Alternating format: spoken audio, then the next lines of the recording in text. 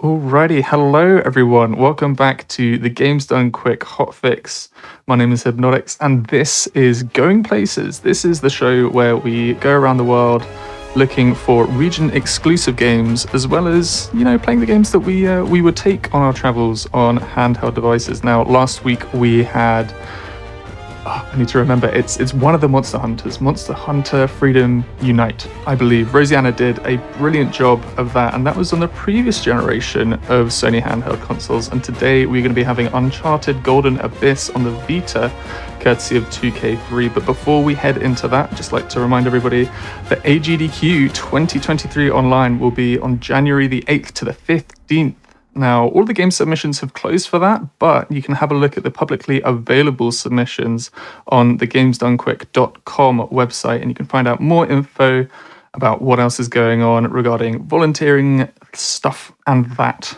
You can tell I'm very professional here. But without further ado, we're not here for AGDQ. We're here for the games that we have here right now. And we have got hopefully, I'm expecting a class showcase of Uncharted Golden Abyss. Hello, 2K3. Hey, thank you so much for having me, Hibby. I am 2003-041. You can call me 2K, 2K3, or any number-related name that will help you remember me. As Hibby mentioned, this is a game that was released for the PlayStation Vita. I am actually using a PSTV with custom firmware to be able to play this game. It's normally blacklisted, but this game features a lot of the Vita controls, tilt controls, we have touch controls, and so for the touch controls, you might see this white hand pop up on the screen. That's me using my touchpad in order to use all the different touch mechanics with the game. We are going to be doing the any percent puzzle skips. So that means we're going to be skipping a lot of the charcoal rubbings that we would need to do and things like that. And normally in any percent run, you just select new game and go from there. We start from the chapter select, very easy. One other thing to note, this is the US 1.3 patch. With the US, there's one type of clip that the Japanese version it's exclusive to the Japanese version, but we still have another clip that we can do, and I've kind of modified the run to work on this. With the 1.3 patch, the unfortunate thing with that is anytime I need to restart checkpoints, so anytime I die or forced restart checkpoints for various reasons, it does take longer for the game to load. So, as much as we can, we're going to try not to die as much as possible. So we go to chapter select, very easy. We're going to load in the cutscene. The run does not start until we actually skip this cutscene. Every time we get to a brand new chapter, we need to let the level itself load in. It's not like the other Uncharted games where everything is just kind of in the game at once. It has to load different areas at different times. I'll let this play out a little bit so you get the little quote at the beginning here. And just like you see, yep, it's still loading the data. So that's going to be the theme of this run, trying to skip these videos as fast as we can. So if we are ready, we're going to start this run in 3, 2, 1, and go. Thank you. So right off the bat, the Japanese version, so like I said, they have a very specific clip that you can do that's exclusive to the Japanese version. It's a standing cover clip. You can do the other clip, which is a crouch cover clip. In the Japanese version, you can actually do a standing cover clip right at the very beginning to skip a lot of this climbing around. This game, just like Uncharted 2, has the media res where it starts you towards the end of the game. So you're going to see this chapter again with hopefully a little bit more gameplay to it. For now, this just acts as a tutorial for climbing around. One of the cool things with the climbing feature, and I'll probably show it off a little bit later, is you can actually use the touch controls to climb around. So when I was doing my casual play, I would just climb, set the climbing wherever I want to go. We pull him down. And just let the game do the work. So we're getting into the brunt of the action here. We're going to pick up this AK, just run and gun these guys down. There's a couple more we need to get over here. Now, keep in mind the last two guys that are going to pop out here, because it's not going to look the same when we get to this point again. So we actually have to kill those guys in order to be able to even scale this wall. And the other thing I'm going to have chat do, there's going to be little trophies that will pop up in the top right corner there. Anytime they pop out, you guys can certainly keep track. Let me know how many I get, and those are just stat trackers, how many people I've killed. I already got one right there, so off to a great start. They just pop up a lot. It's insane how many you get. You get one for about 10 kills each. So we hop over here. So with the handgun, the nice thing is most of these guns are going to take 2 bullets to kill. There are some really OP handguns, and for the most part, we're gonna try to pick up those guns as much as we can, make things easier. And just like that, we are done with the prologue. Heading into the meat and potatoes of the game. So this game takes place over 2 weeks. Spans from Panama to Central America. And right at the beginning here, we are hired by Dante to help examine an archaeological dig that they found. That's, going to lead to a lost treasure. With these sections here, the rule that we want to keep in mind is we want to try to be ahead of the NPC as much as possible. By doing that movement, I can actually get in front of Dante there. And that just means here I can grab this rope and jump in front of him faster. When it comes to the movement speeds, it's very much like the other Uncharted games. I believe the engine is based off of the Uncharted 2 engine. Combat speed is going to be the fastest. Second fastest is going to be shooting the gun. Jumping is going to be third fastest, and at some points you will see a roll happen. Do a jump immediately out of that cutscene and get ahead of Dante again. Again, the theme for this chapter especially is try to stay in front of the AI as much as possible. Beat him to this one. That one can be tricky to get to, but luckily we got it. So especially on the ledges here, this is where the roll is going to come in handy, because you can see it's a very slow walk. You can't jump, but if you roll, you get some good speed, good distance. And sometimes with those ledges, you can chain rolls, but it can get very precarious, especially with a death costing some time. The other thing I like to do is, if you notice whenever I climb up the ledge, you'll see the gun kind of pull out. So I'm tapping the gun buttons to try to get those out. These are the first set of charcoal rubbings. And again, we're just skipping those. Because we've already completed this game before. I'm trying not to get ahead of Dante here because I actually did crash the game the other day after I accidentally murdered him off the bridge. How dare the game punish you for going too fast? The worst part is I can't send a report because this game is whitelisted. So this is actually the only puzzle we have to complete in this run. The Japanese version actually automatically completes this one. But this is the only one we have to do. The JP version, there's a puzzle later on that thankfully we don't need to do. It's so much worse than this one, so I will gladly accept that trade-off. If you were doing the puzzles, would they get much harder than the one that you just showed us, or are they all fairly, trivial? So for the most part, it's putting together like torn pieces of paper and stuff like that. I'm actually doing a skip right now. Oh, I barely made that. So anytime we get to any logs, there's a balancing mechanic that was on Uncharted 1 that they decided to bring back, and was only on the PS3 version. Every time that we can skip one of those, it's about 5.5 seconds of time save. But going back to those puzzles, I mean, they can be extremely time consuming to just fill those in. I think I'm the only one who's done a run of just the standard any %. and it was like 3 hours 15 minutes. That's putting together all those things. So here we're actually forced to get a collectible. There's a couple of collectibles we're gonna just get because they're in the way or we're forced to, like this.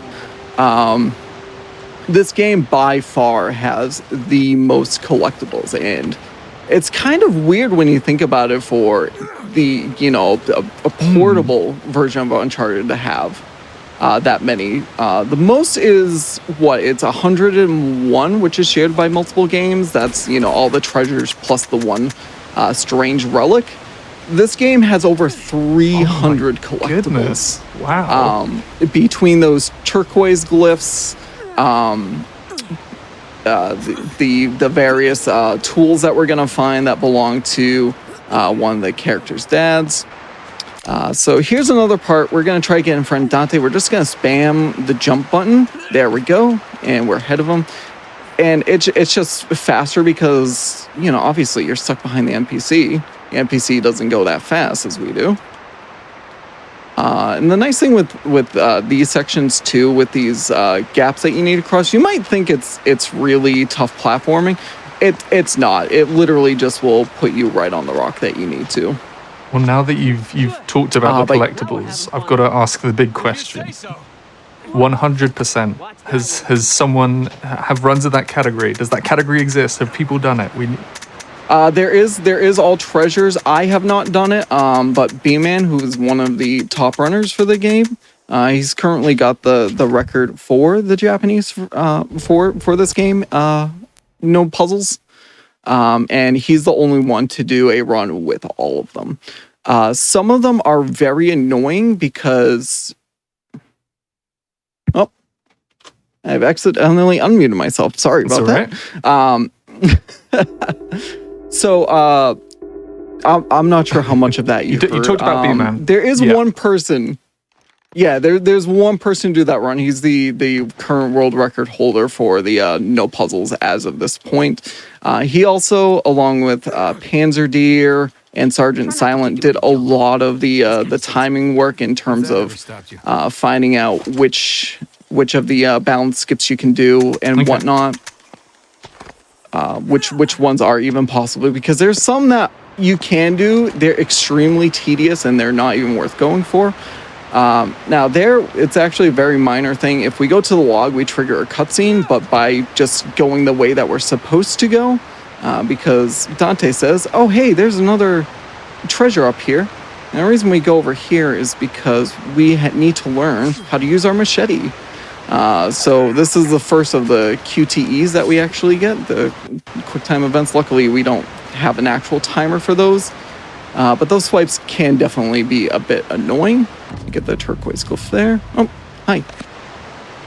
And we are just on our way again.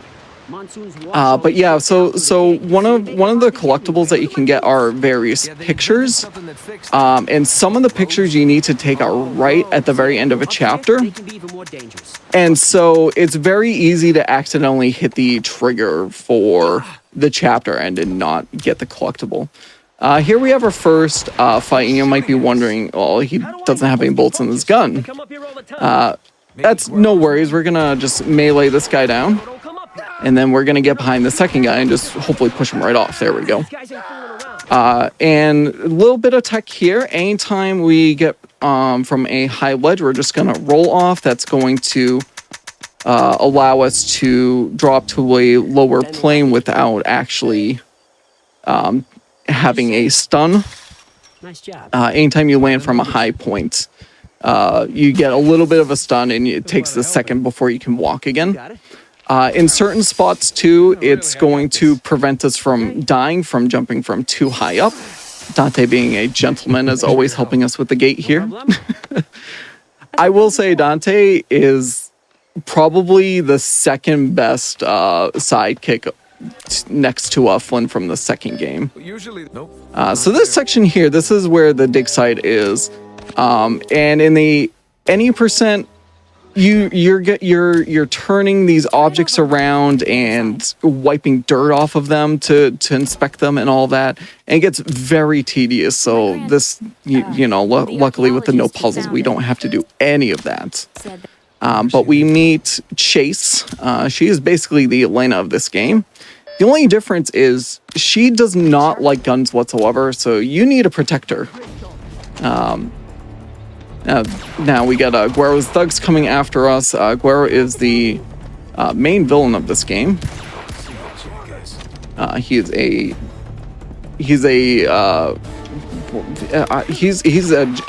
former general. I'm pretty sure he got disbarred from the military or whatever the term is, dishonorably discharged. And he is pretty ruthless. He's kind of up there with Lazarevich in terms of a boss. He's a really well-designed boss, and I wish more people... Oh, there was one more guy. He is pretty ruthless in terms of what he does. All right, so with Chase safe, so yeah, the big thing too is we're just pretty much making sure Chase doesn't get murdered.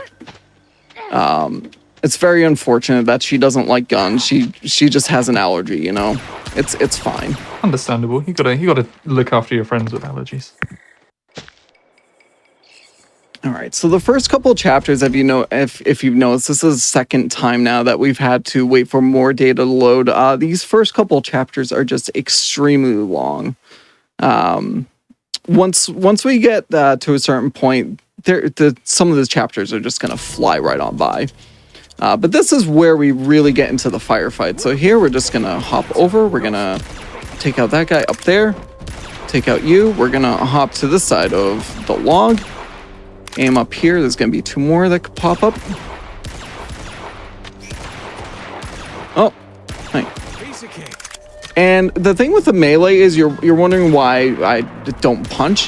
Whenever you do the melee, you get a slow-mo effect, and on top of that, you have to do a swipe at the end, 1 to 2 swipes depending on what the game makes you do. It's something that's not in your control. So you want to try to shoot them to kill them as opposed to melees, because that's obviously just going to waste time. The other thing too is, so here I'm just shooting the gun to get the speed. There are going to be points where ammo conservation is going to come into play, especially when I get those better guns. This is one of the sections that's kind of wonky. We're just going to try to shoot these guys one at a time because they dip off once you hit them once. And hopefully we can try to get at least one headshot so I don't need to reload on the rope. Reloading on the rope is rough. Hey, there's our headshot. Nice. The other thing with this game I should touch up on, that cursor that you see normally in all the other Uncharted games, as long as your center is on the point, it would go into the center. But this game, the bullets just kind of spray everywhere within that circle. And that's handy. So we do a jump there, get in front of Chase. Again, just try and get ahead of the NPCs as much as we can. I know before we started this run, we were talking about, you know, this game being quite theatrical, and it's like, well, a lot of the Uncharted games like watching a movie. And I've got to say, those deaths that we just had as you were climbing down there were incredibly theatrical. They were really milking that, throwing themselves off the edge. Oh, definitely. And it's funny because one of my friends, when he was watching, he thought he heard a Wilhelm scream. It wouldn't be a theatrical experience without the Wilhelm scream. All right, so Chase just trying to make a gap there. We're gonna do another bridge skip. We're gonna set up a little differently. We're gonna aim there and do a jump. And I fell off the log. That's unfortunate. So that's a restart checkpoint. I'll give it one more try. This one's not too bad. If I don't get it, we'll just do the balance, which is perfectly fine. But you guys get to see how long it takes for it to actually load back up. That's rough. Nope, and I didn't even get the angle right. I didn't die. I don't know if I could have saved that down there. So we're just going to go across normally. It's totally fine. Like I said, if you get it successfully and quick enough, it's 5.5 seconds time save, but obviously you're losing way more. Yeah. But yeah, this is the function that we've only ever seen in Uncharted 1 with the 6-axis controller. All right, so I'm going to pull out the gun so I can get some good speed. We're just going to fall off the cliff here. good. Chase jumped up, so there's a good chance that she stays away a little from us with this jump here. This part can be a bit rough if Chase is in the way because she can kind of get stuck in potentially soft lock you, but luckily, like I said, where I forced her back up, we're all fine. Now, this is the worst place to have a death. We've got one more ledge that we need to traverse, and there have been times where my angle has been really bad. This is right at the end of the chapter. We would have to go all the way back to that log. So let's hope I get this roll right. I'm just gonna walk a little bit. Yep, there we go. And just like that, we are exiting out of the second chapter here.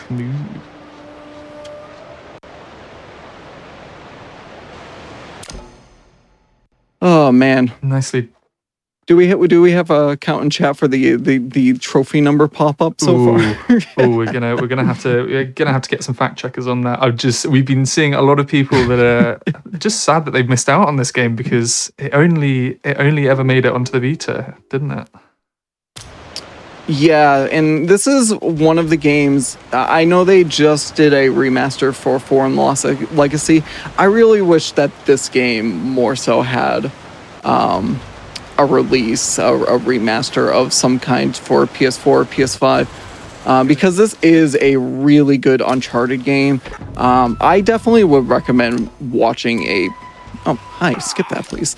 Watching a playthrough, no commentary playthrough of this game.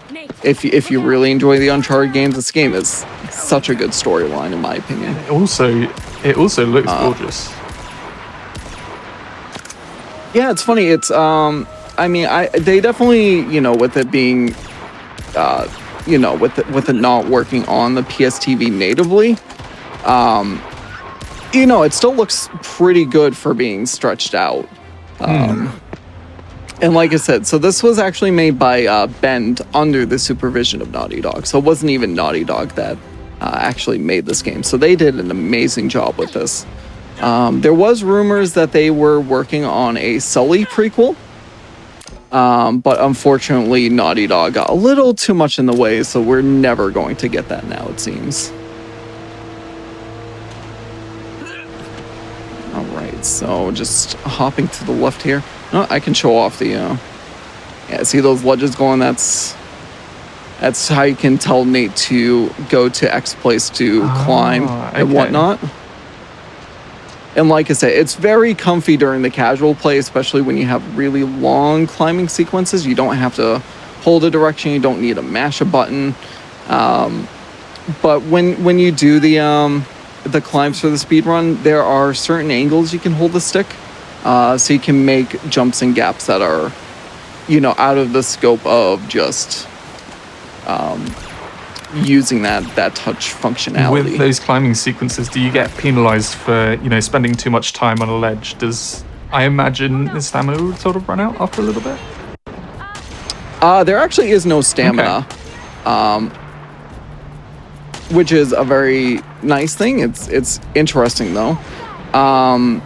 I didn't get to touch on it, but one of my favorite things with this game is that the guns, because it is a handheld console game, have this nice little lock-on feature. So pairing that with the Dragon Sniper, that just turns me into a into a Call of Duty sniper at that point, where I can just quick scope all the enemies. So I'm doing a swipe here. You may not see the arrow, but that is a quick time event on that jump. Nice. I really don't want to fall off this ledge. Ledges are really janky. I have to be extremely careful around them. You can just press the circle button and accidentally roll off to your death. This one in particular, I jump off a lot. So thank goodness I remembered I needed to just drop down. Okay, we got 2 more sets of firefights coming up. We're gonna this guy's chilling. Now he's down there. It's fine. That would be where I would place a Wilhelm scream. Oh, definitely. Now we're actually backtracking with a lot of the scenery that we did. We're gonna jump over here. We're gonna just start shooting and taking down these guys. There's a whole barrage of them, and like I said, main thing with these fights, make sure Chase doesn't die, and that typically just means don't get too far away. Oh. Yeah, that cursor was not on him, and still that one too. You can just see where the bullets just kind of fly around everywhere. It's kind of nuts, and it's rough, especially if you're looking for headshots in particular. You might have the cursor completely on the head, and it hits the torso for absolutely no reason. Video games, that's why. Exactly. So we're gonna have one more set of quick scopes for this section here. We've got 3 more enemies coming up. Yeah, that was reloaded. Look out. So we're gonna have first one up here. Oh, hey, there we go. It's 1, it's 2. Luckily, I got 1 more bullet for the last guy. So we're just gonna do our jumps because I need to just save that bullet for a minute. And especially with this guy takes so many more bullets than the standard enemies. So having the stronger gun for those guys is extremely critical. And we got 2 more movies to skip, and we are done with Chapter 3. There's Guerrero, by the way. That is the main villain of this game. So he knocks us out, captures Chase. That golden amulet that she had, he's taken for his own. That amulet is going to be in particular use to us later, since that is literally the key for the hidden city. But for now, we're in a building that is now on fire, doing some movement in the darkness. And essentially all we're doing here is we're just trying to escape. So each chapter in a way has its own little theme of what you're doing. So those first couple of chapters, it was a walking simulator, so to speak. This balance skip you can technically do, but is not worth it to actually do it. We're gonna roll down here, trigger that cutscene, and then we get our favorite machete part here. Very amused by just the name of this chapter here. And how you explained it before it came up, and I was just like, oh yeah, okay. Why's the building on fire? Of course. Oh, the best part. I'm gonna wait until we actually finish the chapter. I'll tell you why it's on fire. But I'm gonna hold off for the time being with that. I eagerly anticipate the reason. I'm gonna make it a little bit of a surprise. So, I'll probably let the next cutscene just play a tiny bit. So we do some jumps because otherwise it's slow walks. This is crazy. And this is where we really get the first of the swinging parts. These are a little annoying because, especially when you have multiple in a row, you have to wait for Drake to get reset. Whereas, other Uncharted games, he can just swing from one to the next. So, especially with later chapters where you get more swinging, it's a little annoying. Jump to the closest one, and we are done with the chapter. And I'm pretty sure within this first little bit, it'll be explained. Hey, you okay? I'm fine. Sorry about that fire. I tried to create a diversion. Yeah, so it was Chase's fault. That how very dare she? She doesn't like guns, but she's okay with arson. So there's that. The happy medium. So right at the beginning of chapter 5, this is where we're really gonna start getting into the clips. So we're gonna wait for this guy to come up, melee him from behind, and we're gonna go into our cover crouch clip. The way that this works is you crouch behind an object, you aim down sight, you hit triangle to swap shoulder, and then you need to turn Nate the opposite direction. That just lets him walk into the wall. And at this point, the only way to get it to set is you'll see camera changes. This particular one, we're going to wait for 2 camera changes. I believe this clip was initially found by Oven Donkey, who did a lot of Uncharted glitch hunting in general. There's the second camera change. So it's a slight variance for the US version to the Japanese version. I'm actually going to restart the checkpoint here. Normally the Japanese version, you just go to the right and you do a standing cover clip. But because you cannot do that in this version, it's off that wall. I'm pretty sure you do the standing cover clip. But of course we can't do that here, so we have to modify the run a little bit. So we restart the checkpoint so we get chased back up here. Because we are going to need her. We're going to tackle this guy, take his shotgun for later, make sure we refill some stuff. And this is why we need chase. We need to boost her up here to trigger the next cutscene here. As she gets stuck, very unfortunate.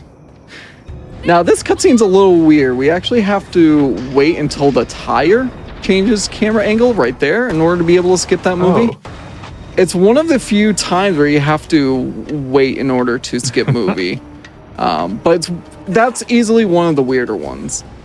So we got this one. Yeah, that one is extremely hard. I've literally only gotten that once, and I think I got it yesterday. That skip is extremely hard to do. All right, so here's where we're gonna have some QTEs for just random pipes falling and all of that. The QTEs are interesting. As long as you know when they happen, it's really not too bad, but they can definitely take you by surprise. Luckily, there's the slow motion that happens during it, so you get a little bit of a grace period to actually input the swipes that you need. Okay, so we meet back up with Chase. We're gonna find this trowel here that belongs to her grandfather, and that's another just dirty object that you're normally supposed to rotate around. This section here, we've got 4 enemies. We're gonna take them all out silently and hope for the quick melee kills. Oh, that's the slow one. That's the one we don't want to see. That's the bad animation. If we were to just start shooting guns ablaze, there's a whole ton of enemies that will come down. Also, that guy is completely blind, which is hilarious.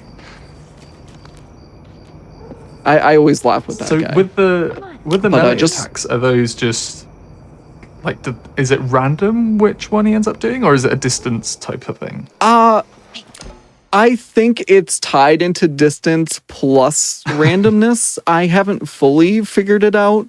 But my strat for the most part is try to get as close to them as possible to give the better chance of, doing one of the faster animations. That slap one, that karate chop one is by far the slowest one. Okay. All right, so this chapter here, this is where we're going to use the shotgun. We're going to take out you, we're going to take out you, we're going to take out you. And then another guy's going to drop down, but hopefully we'll be through this wall and he's just going to be like, what are you doing? Yep, there we go. He can't hit us anymore, which is great. And he's just wondering what we are doing. So again, we got to wait for the camera to actually change its position before we can get out of this. Otherwise, we just warp right back. Is he going to kill himself? He might. If he did, that would be hilarious. I've never seen that before. Yeah, so we're normally supposed to get to this part much later. This is actually going to trigger more enemies to come out, and the enemies that will come out will help to trigger a cutscene to end the chapter or get close to the end of the chapter. So, oh, he's still alive. Okay, so we jump onto this board, we go to the other side, and then we're going to lower this by latching onto it. And now we just gotta start taking them all out. I like to take out this first wave down here. Oh, hi. I think where are those bullets come from? Those ones are come from behind me, actually. Oh, I was a little too slow on that one. I'm gonna try to get up because killing the last few guys up here is gonna be beneficial. Because I like to grab the AK that's there. Oh, that was a little too slow. These guys are going way back here. It gets a little annoying, but... All right, there we go. All right, that's the line that we want. It says we killed all the enemies we need to. Grab the AK. We got one more set of enemies we need to take out here, so we're going to shoot that gas can if I can. Take out you. The other guy's all the way down there. That's interesting. And then we're just going to spawn camp. So you're down. We're going to wait for these guys to jump down. Take out that barrel. Got one more coming from the right here. Here he is. And then one more jumping down there. And just like that is the end of this chapter pretty much. We just got to open this door. And this time, Chase actually does help you with the door, which is great compared to Dante. Nice. It's not gonna move.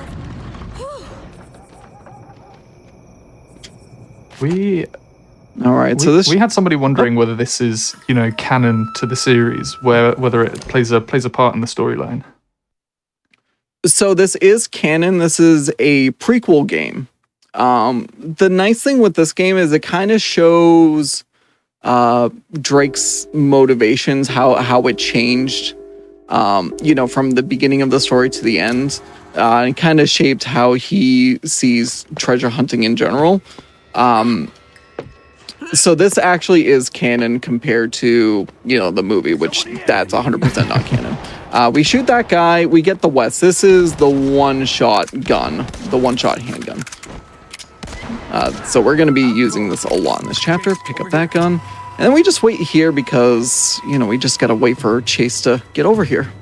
The big question is Chase going to help out? Okay. She's helping again. She is, yes. This is the sort of part that you actually want.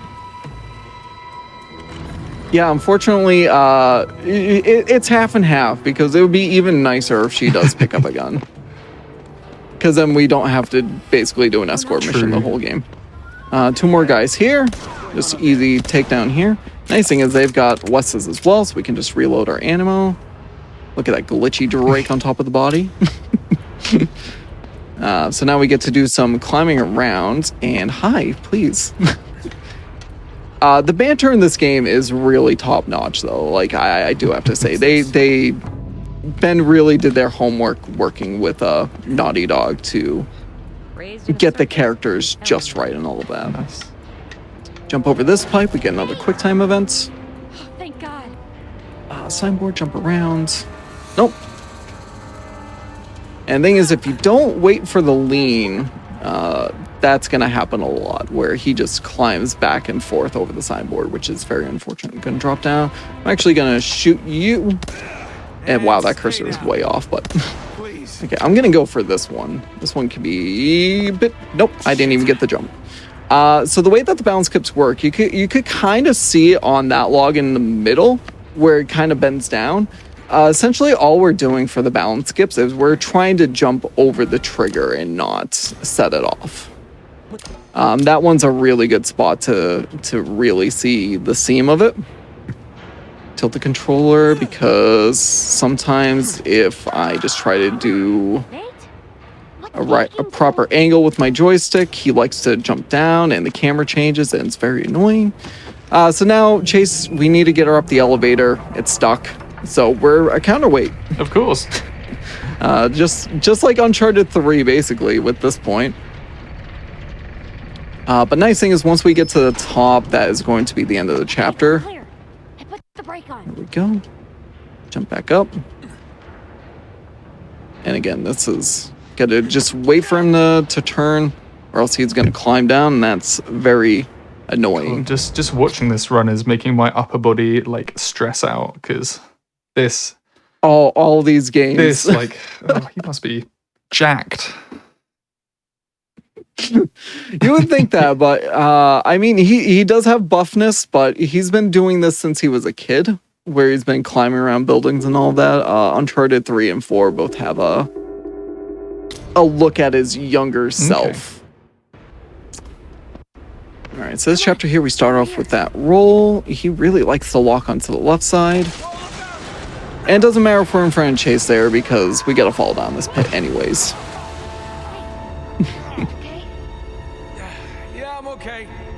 And the other thing is, some of these cutscenes, they're not actually cutscenes, so you can't skip them. If you pause, you're just wasting time like that.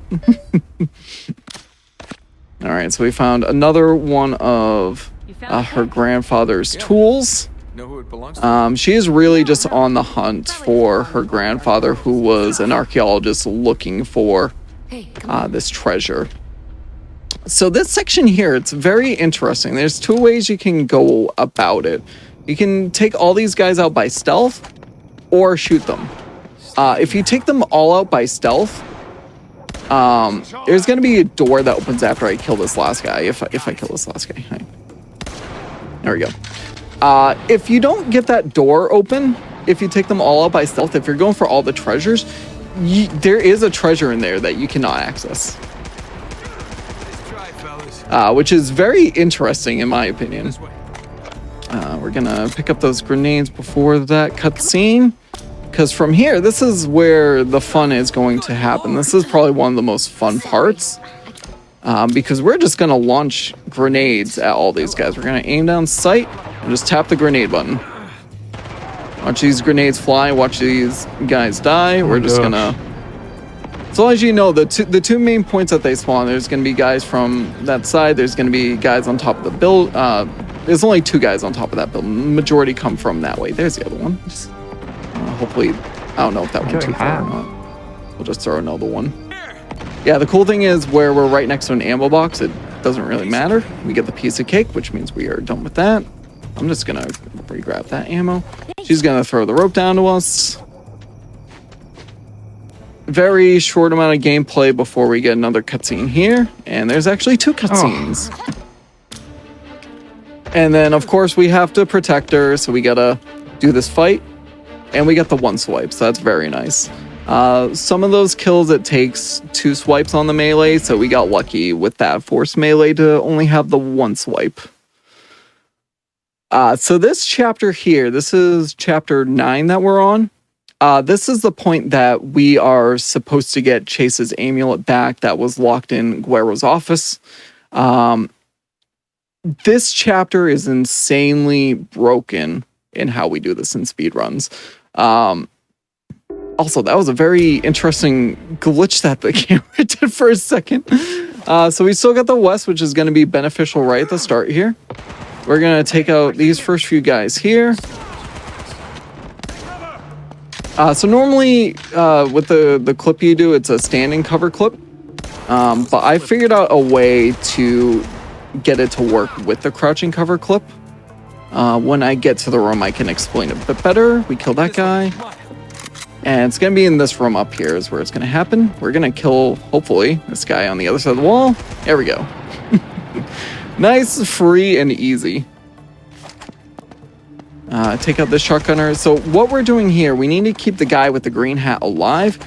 He is one guy that his AI is kind of geared to walk away from Drake. So there he goes. He walks away. Perfect. So we're going to do our crouch cover clip. The standing cover clip is the spot to do it is the wall, that first wall, right before we took out the shotgunner. You can do a standing cover clip on the Japanese version. So this one's going to take a little bit of time just because we have a lot more distance to cover. And when you screw up, that's what happens. He just will shuffle back onto the right, closer to his starting position. And main thing here is we are hoping that that guy does not decide to pop on down and say hi to us. That's the reason why we keep that AI. I figured this out accidentally that guy with the green hat, his AI tends to not go towards Drake. I did it the very first run I tried it on. I left that guy alive, and I thought, okay, I just need to keep one guy alive. No, I tried it with the other guys, and they will come down. They like to melee you. All right, so starting to get through the wall. We just need to make sure we wait for the camera change here to happen. Oh no, I dropped the West. Okay. Good thing I noticed that because at the end of the chapter, we're going to have some shotgun guys that we're going to need to take down. So from this point on, it's the same strat done on JP and English. Because there's no standing walls here. And normally in this chapter, I mean, like I said, pretty much every room that you go to, there's a cutscene, there's a bunch of enemies to kill. It is very long, very tedious. And then you get into Guerro's office. You have to break into his safe with a code. So doing this is just bypassing so much of the plot and so much of the stuff you really don't need to do, which is very nice. I find it so comical that the movements that he has to do to get into these positions are just constant spins on the spot. Like, yeah, one of my friends said that the strat is the spin to win strat. I don't think there's there's an official name other than the crouch cover clip, but I really like the spin to win strat. I can get behind spin to win. I think that's great. So just when you think it's done, we've got one more we got to do. And this is something that if you have the game, anybody can do this. It's not restricted to, a region platform or a patch version. And like I said, so it's you face away from the wall during a crouch cover. You aim down sight. You hit triangle to swap the shoulder. And then when he comes back up, you just spin the opposite direction from the wall that you're going to. The timing can be a bit wonky if you're trying to go fast, but it's not too bad. We're just going to jump to that pole there. Normally, the game wants you to kind of go around, but you can reach it right there. There's no need to. And so, yeah, this shotgun guy, this is why we like the West. Stop moving? Okay. And luckily, there's going to end up being one more that comes out after we make this final gap. But he's not too much of an issue. And we'll see if I can get the camera to glitch out at the end here by jumping a specific way. There we go. I kind of did. Oh, that poor guy. He's just always rusting there. Yeah, that by far, like I said, that is the most broken section in this whole game in terms of sequence breaks. So it's funny, I timed this yesterday. This is actually the one cutscene where it's worth letting it play out as opposed to waiting for the cutscene to load. It saves about 1 second based on the timing I did. Hey, every second counts. Gotta... Exactly. So unfortunately with this guy, we have to wait for him to confront Chase before we can shoot him. He's invincible up until that point. But the fun thing with this part is we get to do our quick scoping again. Nope, except for that guy apparently. I'm gonna pull out that for him. But this part is really fun for the quick scoping. It really is. Oh, that was a good headshot. And then there's gonna be one more up here. I'm gonna see if I can... I think he's got a little bit of an invulnerability. Yeah, he's got a little invulnerable phase. But that allows Chase to make it safely over here. Otherwise, she just dies and you have to redo the whole thing again. And this is where it gets kind of dangerous because now there's going to be a turret shooting at us. I'm not exactly sure how the cutscene triggers. I don't know if it's a set number of bullets into the turret gun. It seems like it's different every time I try. There we go. So we can't shoot them. We can shoot these explosives though. Nice. And that's how we escape from the enemy there. We got one more boosty here. I think that was one of the fun things that happened during this casual play. Boosties every single time you need to boost a character. All right, kick down the gutter for us. So once we get to the top, I'm gonna pull out the West. The guns are not gonna matter at this point. These chapters really fly. They're gonna fly like you wouldn't believe. Waste all that ammo. It's not gonna matter. That's the end of chapter 10 right there. So with this, at this point, Guerro corners us yet again, makes us drop our guns. But somehow we manage to get out of that kerfuffle. And this turns into a chase sequence, no pun intended. So at this point, it's just run away from the guys. There we go. The unfortunate thing is you have to wait for that first guy to shoot before you get the combat speed, which is why I do the jumps at the beginning. We can try to cut the corner at one spot. It may result in a death, just depending on the angle I get. Right here. Let's see if I get it or not. There we go. Nope, it died. It was too sharp an angle, unfortunately. So luckily, that's not the worst death that can happen. I've died several times on the final log at the very end because it can be kind of janky to get on that log, believe it or not. So dying at the end of the chapter is so much worse. So I'm just going to take a little safer this time and just go the normal way.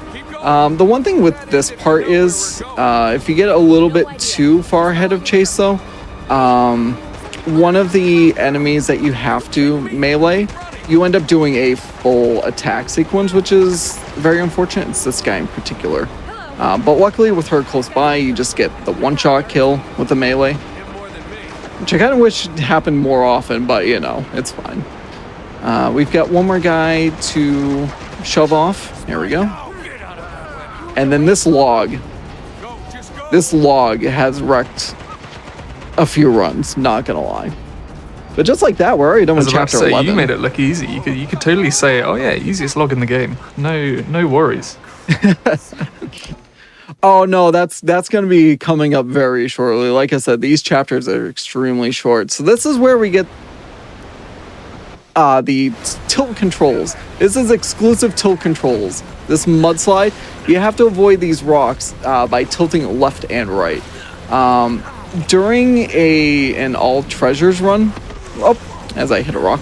During an all treasures run, though, this section is really annoying because some of these rocks do have treasure you need to collect as you're going down, trying to avoid these rocks. Trying to avoid them, but also like navigate closer to them. You have to be tapping on the screen right as the prompt shows up so you can collect it, which is very annoying to do as you're trying to tilt the controller at the same time. That does sound rough. And especially like this section on crushing, believe it or not, is extremely hard since you get fewer hits before you die. All right, and just like that, that's the end of the chapter. Easy. And if you think that chapter was fast, just wait for the next one. And after we get through this next one, that probably would be the good time for the break, like I mentioned. So with this chapter, I'm just going to wait for it a little bit.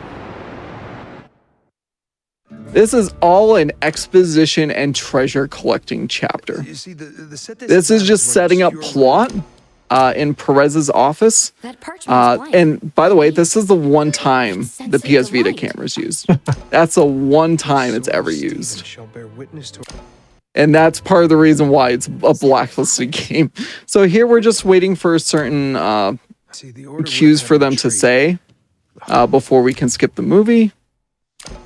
And just like that, we are done with the chapter. I think if I ever started a band, I think I'd call it exposition and treasure hunting. Like that, I think that gets pretty hard. Wait, Chase, this has been here for weeks. All right, so I know we're scheduled for 2 breaks.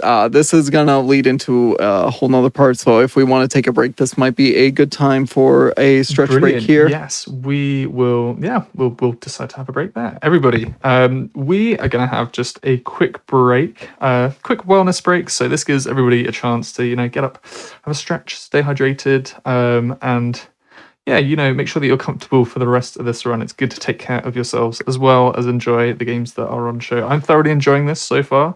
And we look forward to seeing you back after this about 5 or so minute break. So enjoy the music and we will see you on the flip side.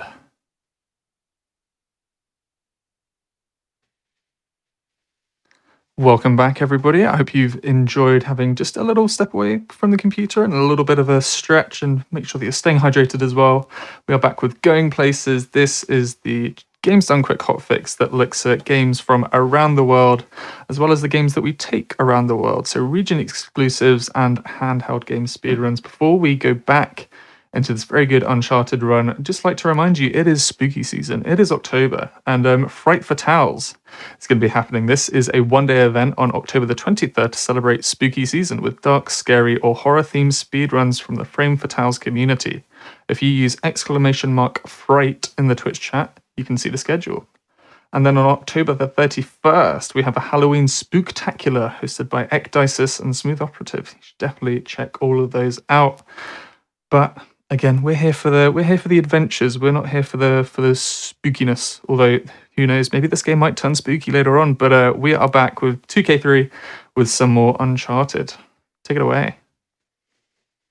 All right, so at this point, like I said, it was a great break to take there because we are in a completely new region.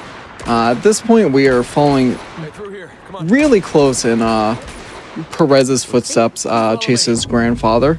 We're gonna get this map, which that was another map that was torn to pieces. That's very annoying to put together. Behind you. That's going to be useful to us later. Remember the monkey bars? So at this point, it's just another climbing around, get to from point A to point B as quick as you can type of thing. It's not really too much doing here. We are going to give Chase another boosty here. Let's wait for her. This is the one annoying thing with the boost. You literally have to wait for the character to finish their climbing. So boosties, there we go. And we can speed up this next part a little bit faster. If we wait for this box to drop, we can time it well enough. We can just jump straight on it like that. Nice. Come on. And I'm gonna see if I can manipulate the AI for her to try to drop down. I haven't done it in a while because you need a pretty Did you well. precise angle. Nope, I did not get her to drop down. So we're gonna have another Let's go across here. balance skip here. This one is, again, it's pretty risky. Careful. I got it though. Hey, nice. Just climb around. That one again, it's just there's so much death in the area. You mess up that first jump, which I do all the time. You're just straight up dead. And you can get in front of Chase normally if you roll off, but again, it's very dangerous in my opinion. And plus, having Chase in front of me will actually, Stuff like this, don't you? I find it nice for this next thing that's coming up here. What I heard. So we got a giant hole in the ground, which I love the lines that happen here. The Spanish didn't dig this time. We're gonna do blind jump from here. Wrath of God. No, but he hit the side. That's very unfortunate. Normally what we're supposed to do, we're getting ahead of Chase on the rope. When Chase gets on the rope first, it's very useful because it just acts as a little buffer for him actually hitting the rope. There have been times where, I get ahead of there before her. And that jump just is so much harder without her there. I don't know what it is. Just using her body as a little plat. No, I'm not. I showed it off once. I'm just gonna go across. I don't want to die again. Better safe than sorry. Well, yeah, we'll play it safe on this one. Here we go. All right, so let's try to head down again. We're gonna try that jump again because that was weird. That usually doesn't happen where he just hits the side and dies. I don't know why that happened, honestly. It's just like I touched a part that you're not supposed to whatsoever, I guess. Thick skin, I guess. I don't even know. Hi, please grab the rope. Yeah, this game can get very jank when you're trying to do basic stuff like rope grabbing. Alright, so we'll try this one more time. Up here? Wrath of God. No, okay, it was too early. So we'll just go around and do it the normal way, which is very unfortunate. But, we gotta live with it. It's fine. It's fine, right? Come on. Let's go this way. Oh, slow down there, Slick. Don't get too far. We are getting to very close to what I consider the hardest trick in the game, though. Nice jeans, they.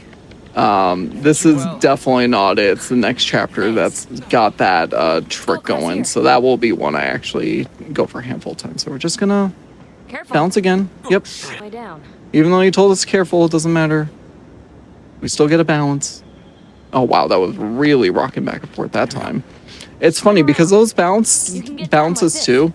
You can either, get it to the little nub to like not move whatsoever, Come on, slow. or it moves at 1,000,000 miles an hour like that one did. No in between.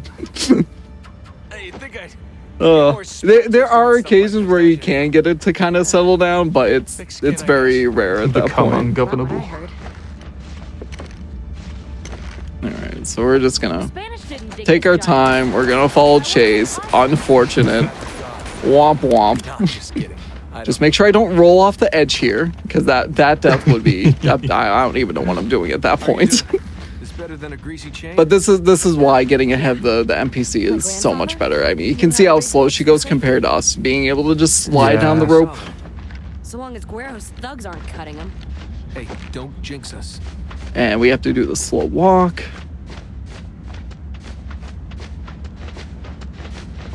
All right, so chapter 15, it's kind of like chapter 9 at least at the very beginning of the chapter. We're gonna have a lot of sequence breaking.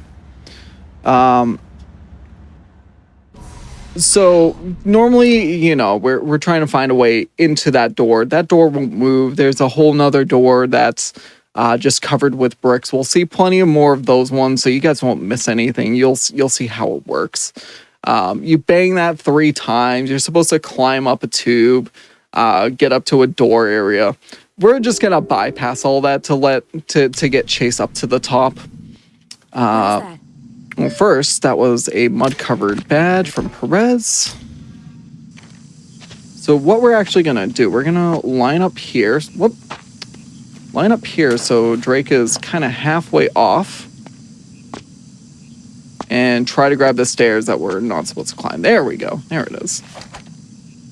So once we get up here, we're going to roll across this ledge. She's going to head towards that door you're normally supposed to break down. In the meantime, we're going to jump across this gap. And then this jump across is a little bit tight. It's pretty easy to miss the angle or the distance. I barely got that. Wait here. I think I can make that. And that will get Chase to make it back up to us to proceed to the next part of this, because we're gonna jump back across. Yeah, that jump, it's so easy to fall. Luckily, you don't die when you fall. You just have to redo that ledge jump up to the stairs, and it's very annoying. At the door. You there? All right, so we just gotta let her through the door. This time, unfortunately, though, she does not help us open this door, so. Open. Here she is. You made it. All right. Roll back across the ledge, and this is going to be the point where this may take a handful of attempts to get. I really want to show this off if I can. Jump up and grab this one. So we're each going to grab a gargoyle head. I'm just going to get ready with this gun here. Before we start the clip, I'm actually going to grab a sniper rifle, because if I do manage to get the clip, we're definitely going to need bullets for a later section. So we grab you, we're going to go into here. So we're going to do our cover clip. Once we clip in, we're going to try to do a roll and hopefully land on a sarcophagus that's below us. Then we have to do 2 precise jumps to get to the cutscene trigger. Let's see if I get this or not. Oh, I got the roll, but I didn't land on it. If that doesn't work the second time, I'm going to try an alternate strap for the 3rd time. I found playing around with it that there is another way that you can do that clip, and it works really well as a backup if you don't even roll. You get the roll, sometimes you'll just stand on top of that initial sarcophagus you clipped onto. We believe you Let's can try do this it. I again. think chat believes that you can do it. Chat, do we believe that you can do it? I really hope I can get this to show this off, because like I said, this is by far the hardest thing I've had to learn for this game. Okay, so clip here. Try to get the camera right. Oh, okay, that's first part. Second part. Hey! There it is. There we go. I'm so happy I got that. So after that point, we actually have to restart the checkpoint, because otherwise we cannot do our charcoal rubbings that we don't have to rub. But essentially at this point here, we need to get a password in order to open that door. Chase is going to take the 3 easiest ones, and then we just get to go around this maze of an area to get the other 4. So we're going to get a first one here. Handsome. And this one, it's interesting because if you notice on the very last click I had to do, and for any one that Chase gets, I have to actually click on the bottom left instead of the bottom right to accept that that's done. Great. So it's very weird to get used to at first because it's completely the opposite side of where you'd think it would be. All right, so we go up here. And there is a little bit of a sequence break with this too, going from the second one to the third one. Once we get there, I'll explain it a little bit more. But right now, we're just heading to that second one. And definitely one of the things I agree with Drake is, how did they get some of these where they are? it's insane. Please. There we go. Here's the second one. I got the second one. Okay. So we're gonna line up here. We're gonna jump on. Nope, come on. You need to run and jump, or else you just kind of jump straight up. See? You tore the paper, didn't you? Making fun of Chase. Nice. Nope, that's too far. That's very unfortunate. So I don't get to show that off. Normally you go on top of that set of rocks, and you can jump to the handholds that are across the gap there. It definitely saves time because this is the alternate way that you have to go that I have to show now, unfortunately, with that reset. I got the second one. You asked me to do it. Where is... There it is. Yes, I remember. I always have to remember where I have to go here. So this is the normal way that you have to go for this third one. This one's hard. And I can show you guys See? where it You would tore the have paper, didn't you? taken me if I actually got to even attempt that gap jump. But it's a lot of climbing I have to do now. I have to go into this tube here. And so I can make it up to the next floor. Skip a jump there. And every time I get to this one, I think of Futurama. Cute and cuddly taper. So if you see the statues over there, it would have taken me to these handholds that are right at his feet. I finished the So second very unfortunate I missed that Nice. because Keep it up. that saves a lot of climbing I have to do. Yeah, it's a regular zoo in here. And this one is probably the most annoying one to get though, this last one. Perfect sense. There's one thing that can happen on the way back with these beams. I don't know what causes it, but there have been a couple of times where Drake will just, on the way back, clip through some of those beams. And instead of grabbing the first, the closest one from him swinging, he'll just latch on to the second or third beam. So I'm kind of hoping it happens here because that would be interesting if, obviously it's interesting if it happens and it's faster. Last guy, all the way up here. Yeah, how'd they get him up there? Seriously. Do it. So all those guys with the charcoal rubbings that we did, they end up giving a code for the door. Good job. And honestly, it's it's a little annoying to solve, so I'm glad that we don't actually have to input the thing. All right, we didn't get on the first one. I have not figured out if there's a consistent way to trigger it or not, so yeah, we didn't get the second time either. But on the way back, like I said, sometimes he can end up on that third beam. It happened in one of my PBs, so it was really cool for that, but just a little less climbing. The climbing can get tedious, definitely, especially where you're just mashing the X button.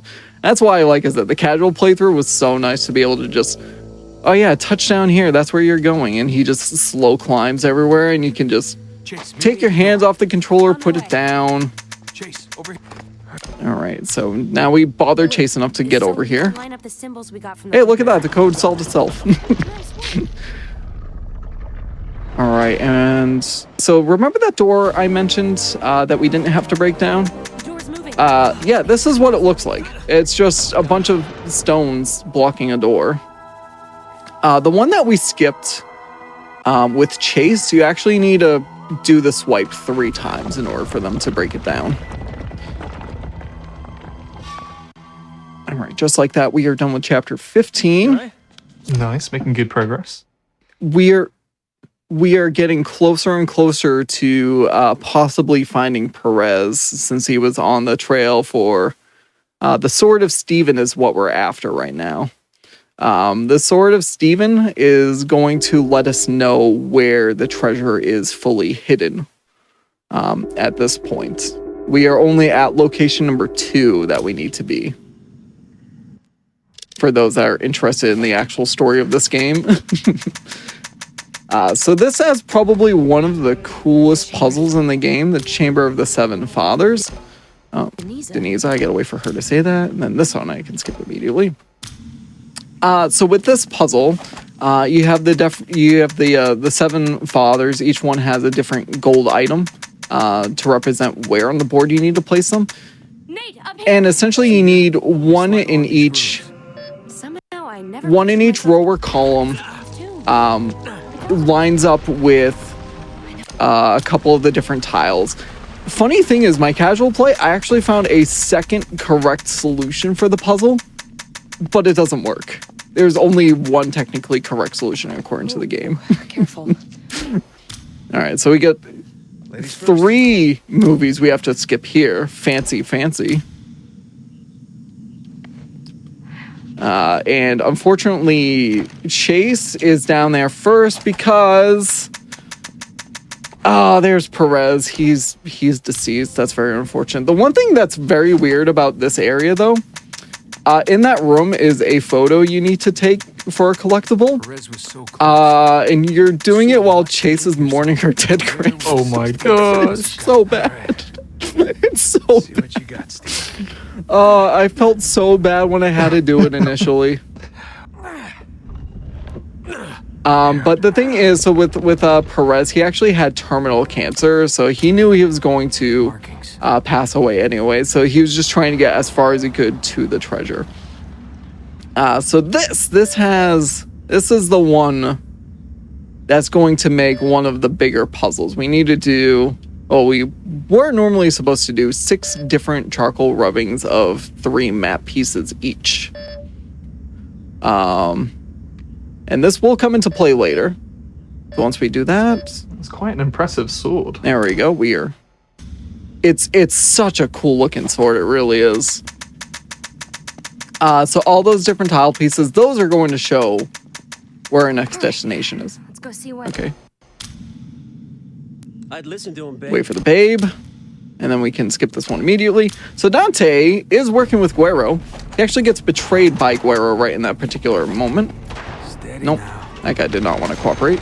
So we're gonna instead shoot the guy with the chain gun, so we can take the chain gun, try to kill this guy before he gets... I didn't get him. That guy can be really annoying because... No! He went the place I didn't want him to go at all. Oh, that's gonna be annoying to get him. I'll have to chase him down after. That's really unfortunate. One time I found him all the way down that way, and it's very annoying. But for the most part, you know, we know where these guys spawn. This part is where my console may start getting slowdowns. Oh, you came back! Look at that! Sweet! Thank you so much, dude. Alright. There we go. I'm so happy he came back. It's so annoying to chase him down. Dante. So Dante is not actually dead. Fortunate or unfortunate, you know, it's whatever way you want to look at it. So from here, we're gonna keep our handgun out of ammo. And I did not see an AK, unfortunately, there like it usually is. Roll down here, so we get that. And just like that, that's another chapter done. These chapters, like I said, they can be extremely short, but there are a ton of them. Most of the Uncharted games are, between 22, 26 chapters. This one, including the prologue, has 35 chapters in total. So it's lengthier in terms of the chapter count. So Dante is actually going to help us with this door. How amazing is that? That is character The funny thing progression is right his swipe is actually different. Now here's the thing, Dante here, because we don't trust him, especially after we just saw him with Guerrero, the enemy. Yeah, we're not gonna have him have a gun, so we have to escort him just like Chase. That's fine. We're gonna stealth kill you right in front of your friend who doesn't see me. Stealth kill you. And I didn't worry about the AK because there's one here. Use our unloaded gun to be stealthy and go faster. Can jump over here. And we don't have to worry too much about the handgun ammo because the next section, it's just going to let us refill infinitely until we get through that section. That guy I just killed though. I always get the slow kill. I don't know how to get the faster kill with him. It's very I'm a big unfortunate. fan of one of the melee But kills, like starting off where it looks like you're just getting a piggyback off the enemy. Yeah, like that. Yeah. Oh yeah, that last one. Yeah, you mentioned it will happen. So yeah, remember I have no bullets. Give it a second. Yep, there we go. Now we got bullets because you're only allowed to use a handgun in this section for obvious reasons. Oh, and so this turns into a pseudo chase escort mission.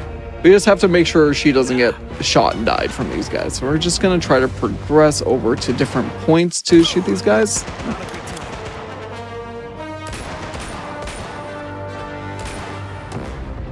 Try not to waste the bullet so I don't have to reload before I have a moving part, because I really want to at least get to this pillar. It's a lot of climbing and monkeying around that we have to do. Can I get this headshot? Yep, there we go. No, that wasn't a headshot. Ah, dang it. It looked like one. Hey, 1,000. There we go. You can tell, especially with speedrunning, how much that you have to, how much I've played this game just with the different number of kills for different things. I think the sniper is probably one of the highest kill counts. I think when I saw it last, it was at like 1,700, which is really insane when you think about it. Just a single gun has that many kills on a save file. Ah, all right. The problem is I can't manually reload. I have to completely annihilate the clip. And this is where the aim gets really hard because my thing is on him, but he's not getting hit at all, which it's very frustrating for this section. And that's where that bullet spray really comes to bite you in the butt sometimes. But this next section is going to be so much easier because you see that turret? Oh yeah, we get to have turret fun. Nice. Because now it's Dante's turn, and of course he can't defend himself. We don't want him to have a gun. So this section, as long as you know where the enemies spawn from, it really is not bad at all. So the Japanese version, you actually have to click on it in order to get on it. But the US version, it just latches you right on. So we're just gonna take out these 4 before they even come into frame. And then there should be, yep, here he is. And we're just gonna slowly, well, hopefully not too slowly, but we're just gonna methodically pick all these guys off. As long as you have an idea of where the turret kind of aims, because it's a little bit down right of the center, it's not too bad to aim to shoot the guys. The other thing I'm doing is instead of holding the fire button, I'm actually pressing and unpressing. That's just so the recoil is not nearly as bad, because if I just let it go, you can see how that recoil is just insane in terms of accuracy. It's always nice having infinite ammo as well. I imagine, is that something that changes depending on the difficulty? For turrets, I think it might. I'm not 100% sure. I'll be honest, it's been a while since I've done a crushing run. I did that way back when I was working on the platinum trophy for this. It might have ammo. It might have a limited ammo capacity. We have to get to her.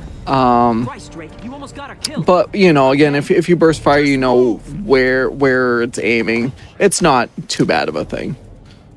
All right, so one final swipe. He's gonna help us with this door. All right, and so this section here is why I picked up the AK. I kind of wish I had a little bit more ammo, but a couple of these guys will drop more. Pick up those nades. That's gonna be for later. It's like the room right after this. Yep, there's one of the AKs. There we go. Just making our way downtown, killing all these guys. One more reload, because this room can get very... Oh man, this room can get really bad. So we're gonna throw our nades. We're gonna throw 3. Hopefully that takes care of that guy. We're gonna take up the sniper here. That guy is right on me. Not even your helmet's not. Where'd you come from? And this is what I mean, that this room can get very rough to slow do. motion fights. Oh, please. Yeah, and this is why you don't want to get stuck in these melees either. Oh. Nope. Hold on. I really want to take off your helmet and headshot you. As I reload. Great. Good timing. Oh, I'm just hoping I don't die in this section. Oh, Dante actually killed somebody. Look at that. Yeah, because of course at this point where there's so many of these guys, he's got to have a gun or else, yeah, there's no way he's surviving. We got a couple more guys. One of these guys, I think it was the last guy I shot. I think he has a Wes. We're just gonna make sure we grab that before. Yep, there it is. Before we get here. So this next section, I actually watched a run from Matt, who's the other person who's run the US version. I found the strat thanks to watching his run. So definitely check out runs on leaderboards. You never know what people are doing. Normally we're supposed to do this long traversal around, climbing up and around, and Dante distracts the turret gun. But if we do a couple of precise jumps here, we're trying to get on that first brick that's right here. It's nice that I can point it. Nice. And then jump up here. There we go. That's very tricky to do, but yeah, that just prevents us from having to do a bunch of climbing around, waiting for Dante to distract the turret. There's going to be another chapter that will have that, so you'll see, you know, how it's normally supposed to work. But that one, it's so nice that we're able to just skip that like that. And like I said, I wouldn't have even known that if I did not watch that run from Matt, who's, I mean, he's basically the series moderator. So, you know, big thanks to him for keeping supervision of all the leaderboards and stuff for all the Uncharted games. I'm a big fan of you like pointing out where that brick was, like it was a PowerPoint presentation or something. It's just like, well, as you can see on this little bit here. It's funny because I actually kind of forgot I could do that. I'm like, oh yeah, I can actually point stuff out in this game because people can see my hand where I'm touching. All right, so shoot this helmet, please. Thank you. All right. So at this point here, I'm going to try to cause the game to lag to get Dante to fall. But he made the jump. That's unfortunate. Yeah, this section in particular, it really lags the PS TV. I don't know if it does with the PS Vita. But I try to use it to my advantage because if I can get Dante to fall there, then I don't have to wait for him to do a bunch of this climbing in this section. It's pretty consistent to get that much lag when you pull out your weapon, which is kind of funny that it's that consistent. But this area in particular, this is where you're gonna see the most lag on the PS TV, which is a little unfortunate, but it really isn't too bad otherwise.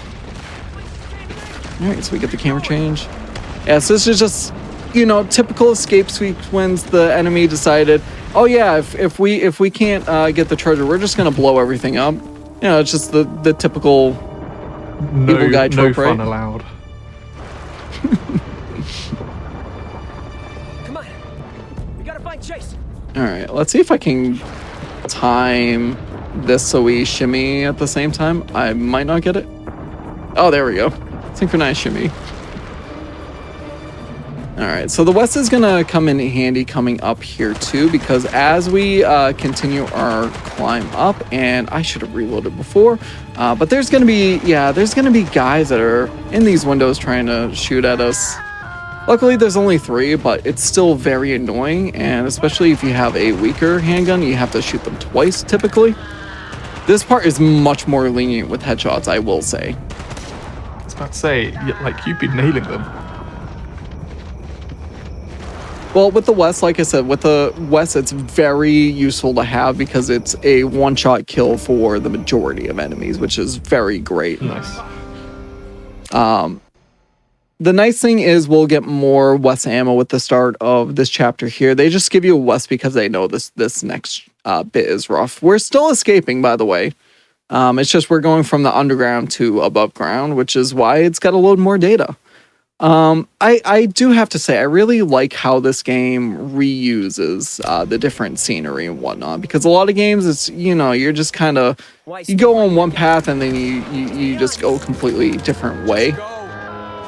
But this one you're actually retraversing things you've traversed down, which I think is a really nice touch. So yeah, that was the shaft that we went down, I'm pretty sure, before I failed that jump to the other rope.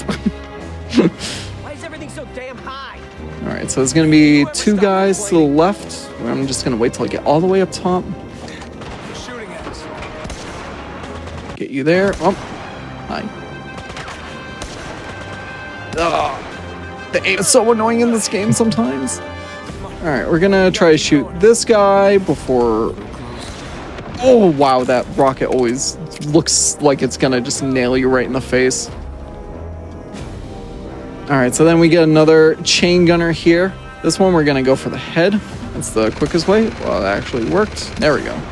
Damn it. That headshot is much more lenient than some of the other ones, I feel, too. Now we're gonna have one of my favorite long guns, the M79. It's just a rocket, well, it's a grenade launcher. If we hit the target directly, it will explode. If not, it ends up just acting as a regular grenade. Get a couple more guys over here. Yeah, there's the regular grenade. Got one more guy. But there we go. And then this right here, this is the easiest balance skip. Anybody can do this. You just come over here, aim for that wall. As long as you grab on, it's free. You don't even have to go anywhere across the bridge there. And just like that, we are at the end of this chapter. Why are the cars on fire? And if you guys thought chapter 13 was short, boy howdy, do I have a surprise for you with this chapter. So the other thing too, if you remember way back in chapter 1, how I had that one puzzle I had to solve, and I said the JP version had one puzzle of theirs to solve. Yeah, I'll let you guys see the puzzle JP has to solve. So we're gonna skip this movie. That's the puzzle JP has to solve. This is the charcoal rubbing. It's a little. So, like I said, I will gladly take the puzzle we have to do. It's a little bit intense, that one. Just a few more moving pieces. So that's the map from the sword that we did the rubbings on. The 6 clicks that we had to do. And from here on, we meet back up with Sully. If you guys have played the regular Uncharted games, you'll know him. This chapter is probably one of the greatest chapters, and I will point out the reason why when we actually get to it. But I will say this chapter, just the banter between the two, like I said, Ben did a really good job in terms of just the dynamics between the characters, conversations. It's so good. It's just such good writing. It feels like it doesn't miss a beat in terms of the Uncharted universe. So kind of like the Muddy River Fall 2, this has also got charcoal rubbings along the way. And normally you're supposed to stop to get those if you're trying to get the all collectibles. But for the most part, we're just bypassing them. Are you steering this with the swipes, or is that something that you're doing with an analog stick, or is it just sort of? This is completely on the rail. All we're doing is the swipes are paddling the canoe. Yeah. So definitely, if there's any interesting questions in chat or anything like that, or anything you want to talk about really quick, this would be the perfect time to. It's pretty quiet for a bit here. We've definitely still got some love for the run, and hey, maybe later on we might have some love for the show after this as well. Not only is Going Places on tonight, but so is Think Fast, which is like a speedrun quiz show type thing where they have races going against each other in different games. And yeah, I need to actually properly watch an episode, but I've heard it's a lot of fun. And tonight we're going to be having Splatoon 2 and 3 happening, which I've heard a lot of hype about Splatoon 3, and I know a little bit about the other games, but not all that much, so definitely worth checking that out after this. After this run, I'm enjoying this run as well. I'm glad people are enjoying this. And like I said, if you really enjoy this game, if you enjoy the Uncharted series, I definitely would recommend watching a full playthrough of this game. The story is just really good for, you know, a game that's not made by Naughty Dog. So here, a little bit of a hiccup. There's a waterfall, so we actually need to swipe the other way to make sure we don't, you know, go down the waterfall and perish. We blame Sully for losing the GPS, and then Nate had the map upside down. Great team. Professionals. But right after this cutscene here, this is going to be the best part of any Uncharted game. I'm gonna wait till we actually hit it first before I reveal. I don't want to reveal too early. Mental drum roll. Because this is the one time you get to play as Sully. The only time ever you get to play as Sully. So this is just an on-the-rail shooter. Oh, that was actually a really nice double. I don't think I've seen that one before. So Nate's paddling. It's on the rails. We just need to shoot the enemies as they come. On crushing, this part is... You're going to die a lot. You're going to die a lot on crushing with this part.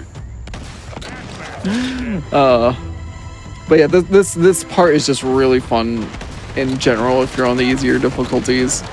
You just get to blow everyone up and all that. Let's see, can I get that guy to drop without dying? No, unfortunate. There's one or two enemies I was able to... Where's that guy shooting from? I have no idea where that one set of bullets was coming from. There is at least one guy that a couple times I've made him drop into the water without actually killing him. It actually... One here?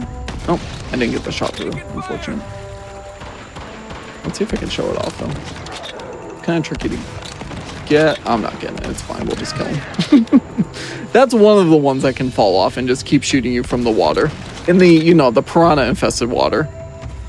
Don't know how he survived that. But that's the last guy, and we're gonna shoot the bridge that we need to cross eventually because that seems pretty safe, right? I don't know. It seems safe to me. A little bit of tomfoolery. All right, so from here, the boat sinks. Unfortunate. Oh, ooh, I jumped the wrong way. Let's try to get ahead of Sully here. There we go. So again, rule, try to stay ahead of the NPCs. They climb slow. Sully is absolutely no exception to that for obvious reasons, but the other thing too is with this part here, it's actually easier to get this balance skip if we're ahead of him. And I got it. There we go. Because normally he stops at a very specific point on the bridge to be like, oh, hey, this feels kind of unstable. You need to watch out. And otherwise you have to do like a weird roll if you want to skip it, and it's so not worth it at that point. All right, so traveling with Sully. Sully's great because he actually does help you. He's got a stronger gun. He doesn't really kill too many people. But I'd much rather have him over Chase or Dante in some parts. So we're going to start off by killing these guys here.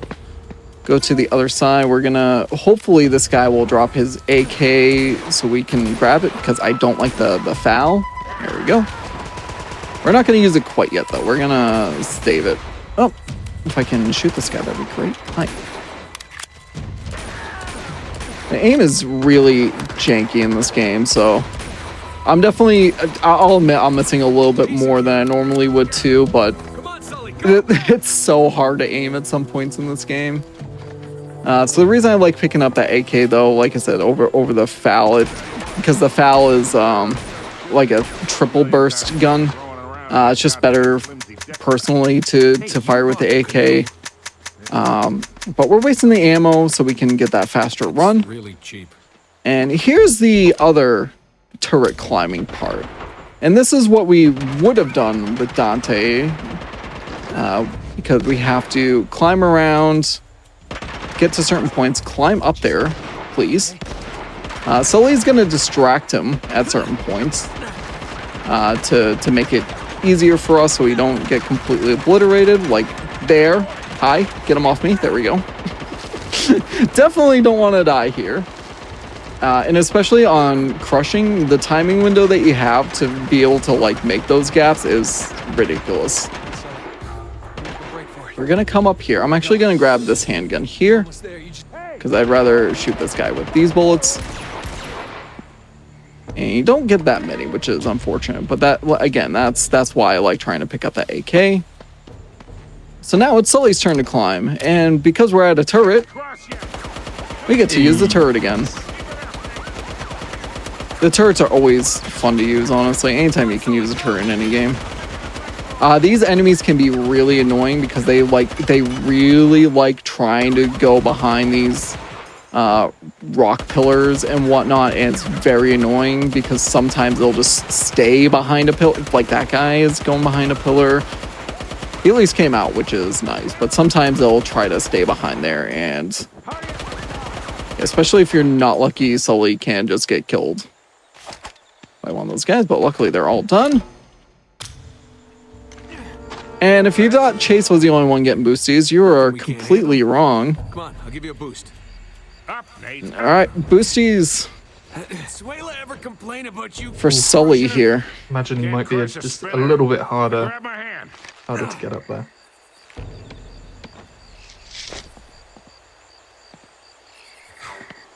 That was nothing. All right, so we're gonna pull out our handgun because again, we're trying to get ahead of Sully for this particular rope. That was a good block. Because otherwise, we would have to wait for him to swing completely across. Also, these gaps No, not really. that you're gonna see Nate make it across. Some of these jumps are so unrealistic. It's funny. Some of the rope ones in general are really like far distances, and there's going to be one gap in particular I will 100% point it out. It's just hilarious to see. Special jump there gets us across that point very nicely. So we get the slow walk. That's where the roll comes in handy again. Do it again there. And yeah, we've left Sully in the dust. It's fine. He'll catch up to us, I think. Claustrophobic much? If I start screaming, just slap me. And the thing I love with that line, with the claustrophobic, if any of you guys have played the Uncharted games, you'll know. Uncharted, oof, okay, that jump was a little hinky. That was really sketch. Uncharted 3 actually has a character that suffers from claustrophobia, and it does come into play within that game. So it's really funny to have that line within this game. So let's jump here. If I go upright, there we go. I don't have to hit any of those other handholds. That's the end of that chapter. But unfortunately, we are now separated from Sully. So this part becomes a tandem of, you know, make it to a point, and then we need to help Sully because there's going to be turrets. We're both just trying to get upriver as best as we can on the sides of the river that we're on. So after all that time, Sully wasn't okay. Unbelievable. All right, so we're gonna just jump, and this is going to be, oh geez, Spider just landed right on me as I was doing that. This is gonna be the first of the fights that we need to do. And like I said, this is why having the AK is nice here, because it just helps us mow these guys down a bit quicker, especially with that shotgunner guy in the back there.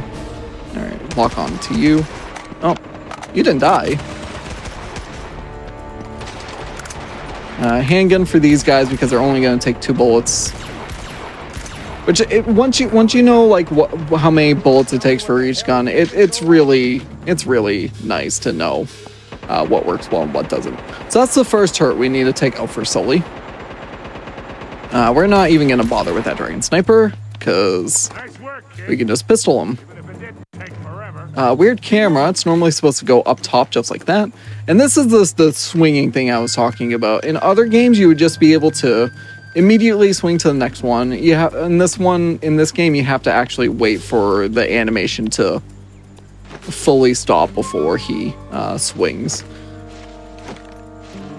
All right, so we gotta help Sully navigate another bunch of enemies. We get another turret here, so we get to have some fun once again. This one I think is probably the trickiest one to do quick, just because there's way more low cover, and you can see that they barely, you know, pop out of it in terms of like how tall they actually are. I gotta take out sniper. There's another one to the right. It's gonna be a third one to the left at some point spawning up. I will admit I have shot Sully way more times than I like to admit, because I think he's an enemy. His shirt blends in with a lot of the other shirts, to be fair. Yeah, see, that guy is in a very annoying spot. Okay, we got that line, so that means we are done. Reload the ammo while we got this guy come down.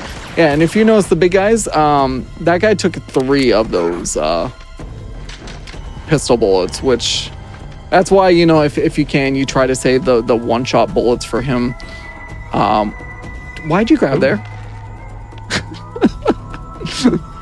Yeah, this game, when you like push jump, it will try to latch you onto different cliffs and whatnot. These jumps are ridiculous. Like, there's no way he's actually making these. The immersion might have just been broken a little bit there. All right, so Sully is officially trapped. He can't do anything up there. So we gotta take out this first wave of enemies that's already here.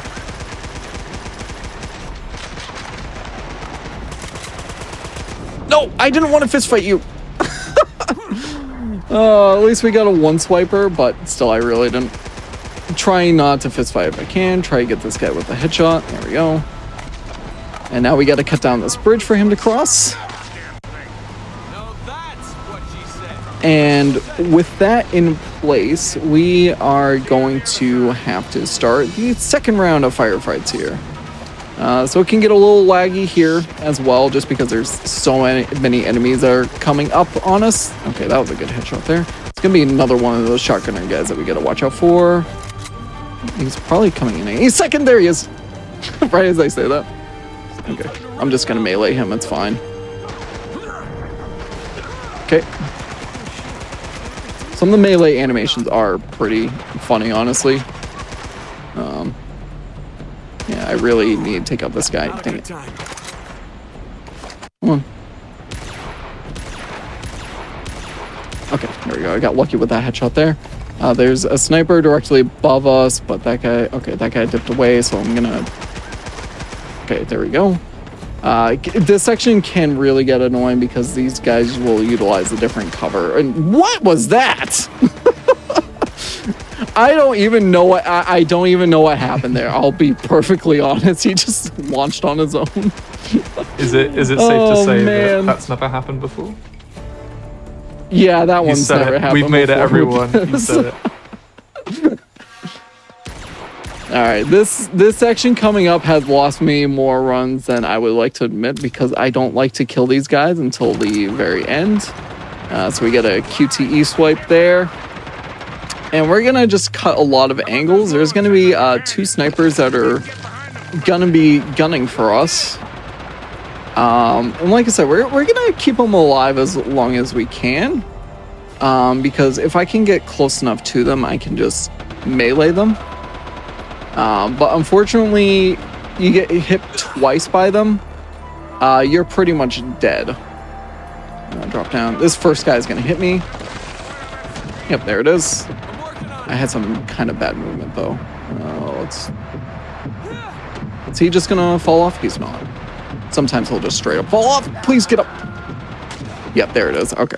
So I'm just going to have to take out the guys. But I was a little too slow in getting up. Like I said, sometimes that climbing movement can be really jank, so I'll end up having to take out at least one of those guys sooner rather than later, probably when I'm directly above them. That has lost me more runs than I definitely would like to admit. Not that in particular, but it's like, I mean, you can see how long this climbing takes, so I can always get a beat on this guy, right? Yeah. Headshot him. Okay. And then I can take you out. Just flank him and shoot. If I don't need to reload, I can take you out. There we go. Yeah, so now I literally don't even need to worry about those guys whatsoever. It's just going to be nice, clean climbing from here on out. Normally, what I can do is if you melee this guy, then you climb up here. You can either shoot the other guy from there, or if you get far enough along this ledge, he won't be able to hit you, so then you can just push him off that cliff that's right there. We jump across that gap. Look, I can't help you if I'm dead. Yeah, Sully is just complaining because he's getting shot up by a turret. He's fine. He's undercover. He's not gonna die. You're fine, Sully. We're here now. Nice job. All right, lean back, jump up here. Generali's got in his back pocket. And this is the point where we will eventually meet back up with Sully. It's just gonna We gotta take us get some closer to time camp. to get to the same side as him. And one of the jokes with this chapter is literally the whole time it's, I'll see you on the other side. It gets said so many times that even Nate at one point is like saying it dryly right here. I'll meet you on the other side. There it is. Perfect timing for that. Nice. He's like, Sully, I get it. I heard you like the first 20 times you said it. He's had enough. All right, this jump. That one's not nearly as like unrealistic, but it's pretty funny how like you can see how much speed he gets when he has to do these jumps. It's pretty extreme. Like that one, he got a speed boost in the middle. All right. And remember how I mentioned the I'll show it off here. This is actually one of those. You'll see a little camera pop up. That's where you would take a picture. Oh, I already got it, so it may not have popped up. But normally, if you want to get a one of the collectibles is taking a picture of those, you have to stay completely to the left. If you go too far right, it's literally at the end of the chapter, and you have to play the whole chapter over again if you want to get that collectible. Oh my gosh, really? Wow. Yes. I was lucky on my first casual play that I hugged that left wall. So I didn't end up missing That is it. brutal. There's quite a number of those where it's right at the end of a chapter. It's so, you know, especially if you're using a guide, you really have to like pay attention to what's at the end of a chapter. Okay, so first thing, we're gonna have a big fight. We're gonna take out that sniper at the top, pull out our AK, and just start mowing these guys down. There's gonna be a couple of phases to the fight where enemies will just spawn in different directions. So we take out those guys there. The next wave is gonna spawn here. I really would have liked to get that. There we go. And we got sniper here. There's gonna be a couple more enemies that spawn down here. Let's see. Can I get this nade to just take them all out? Let's find out. I took out a couple.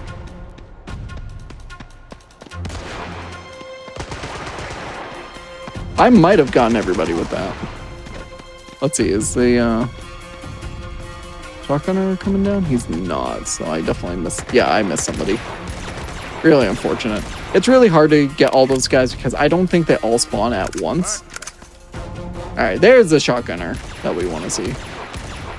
We're gonna kill him before he even makes it down. Got another sniper that's, yep, just hiding around there. If you have an idea of where the enemies spawn, it's not too bad, but it's still pretty terrible because they can just kind of go wherever they want. So if you lose track of them, it's very tricky to... It can be really tricky to re-find them again. I think there's one more, isn't there? Where is he? Oh no, we're straight on to the next phase. I actually got them all. I've never gotten that phase that quickly. Oh, hi, please, sniper. I don't want to get sniped. Thank you. We get another boosty. Oh, hi. Oh no, is he gonna flop around with Sully on him? No. I thought that was gonna look worse than it was.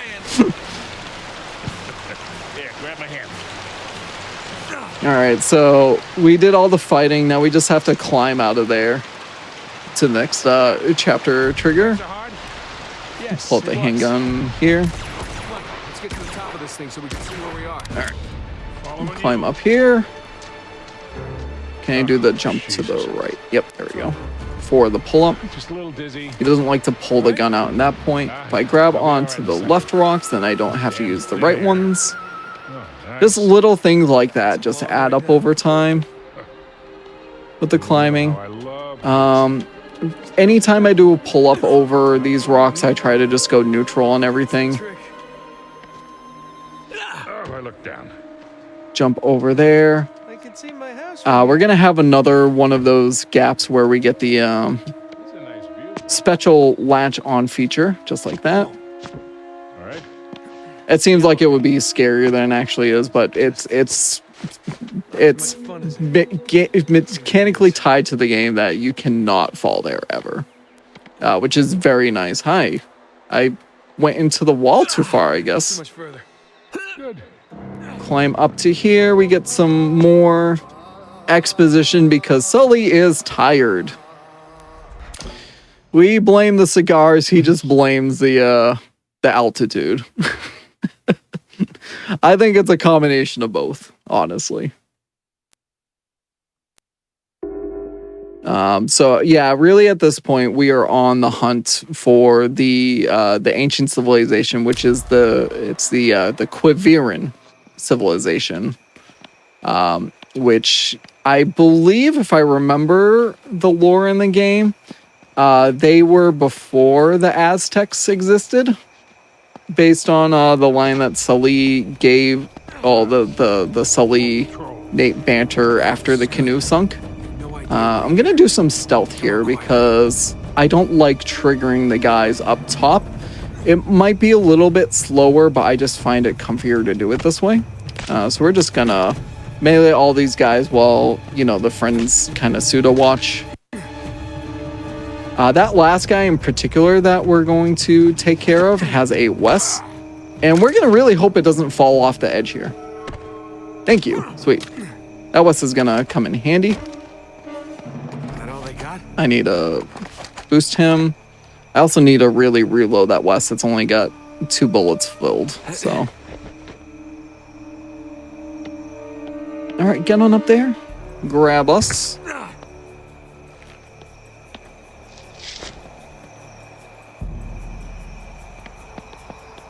Here we go. All right, reload this. I'm actually gonna stealth this guy since of course I got the slow one. So we're gonna stealth this guy too in front of his friend. That guy actually sees me, so. It's nice to know that somebody's actually paying attention, right? Take you out. We're gonna take you out. I'm gonna pull out the AK for this last guy because I really wanna save these 2 bullets from when we go back down and just take out that last guy. It's the last one, I think. All right, so this gives us a clue as to where we're actually going next. Now that we're at the very top of this... Oh, don't go down. Just dancing on the rock there. Oh, why'd you grab there? That's a weird one.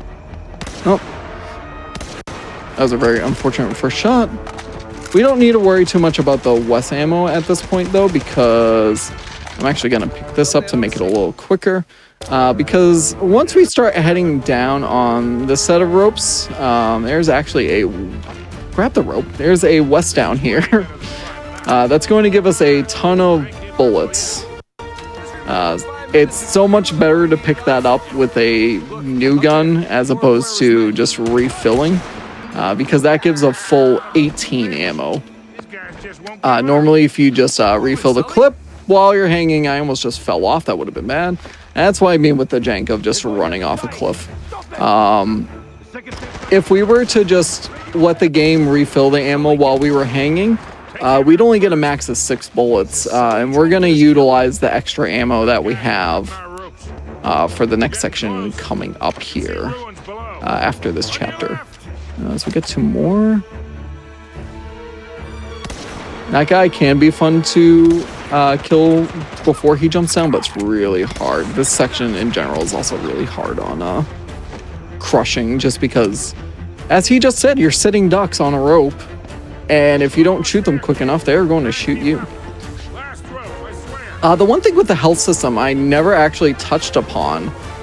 So the health isn't actually health. It's not like how much damage you can take before you die. The health canonically is based off of a luck system. So as you get shot with bullets, you see the screen turn black. That just signifies that your luck is running low. And once you get to the point where your luck runs out, the next bullet that hits you will kill you. Okay, interesting. Hey, All right. those are Guero's So if I'm feeling ill one day, I can just be like, oh, my luck's not great today. cockroaches everywhere. My luck ran out. I mean, you can try that. I don't know if it'll work in real life like that, but I mean, it's The certainly doctor's worth a try. So we diagnosis. picked up- Yeah, you're just a bit unlucky today, mate. Sorry. I'm trying to save as much. Oh, come on, please.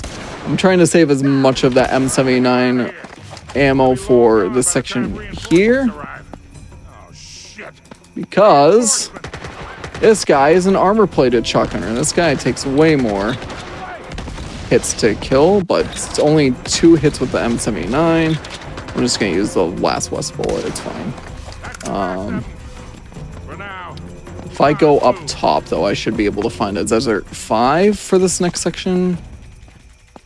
Yeah, there it is. That's the other one-shot handgun. Now, this is the gap that just wait for this.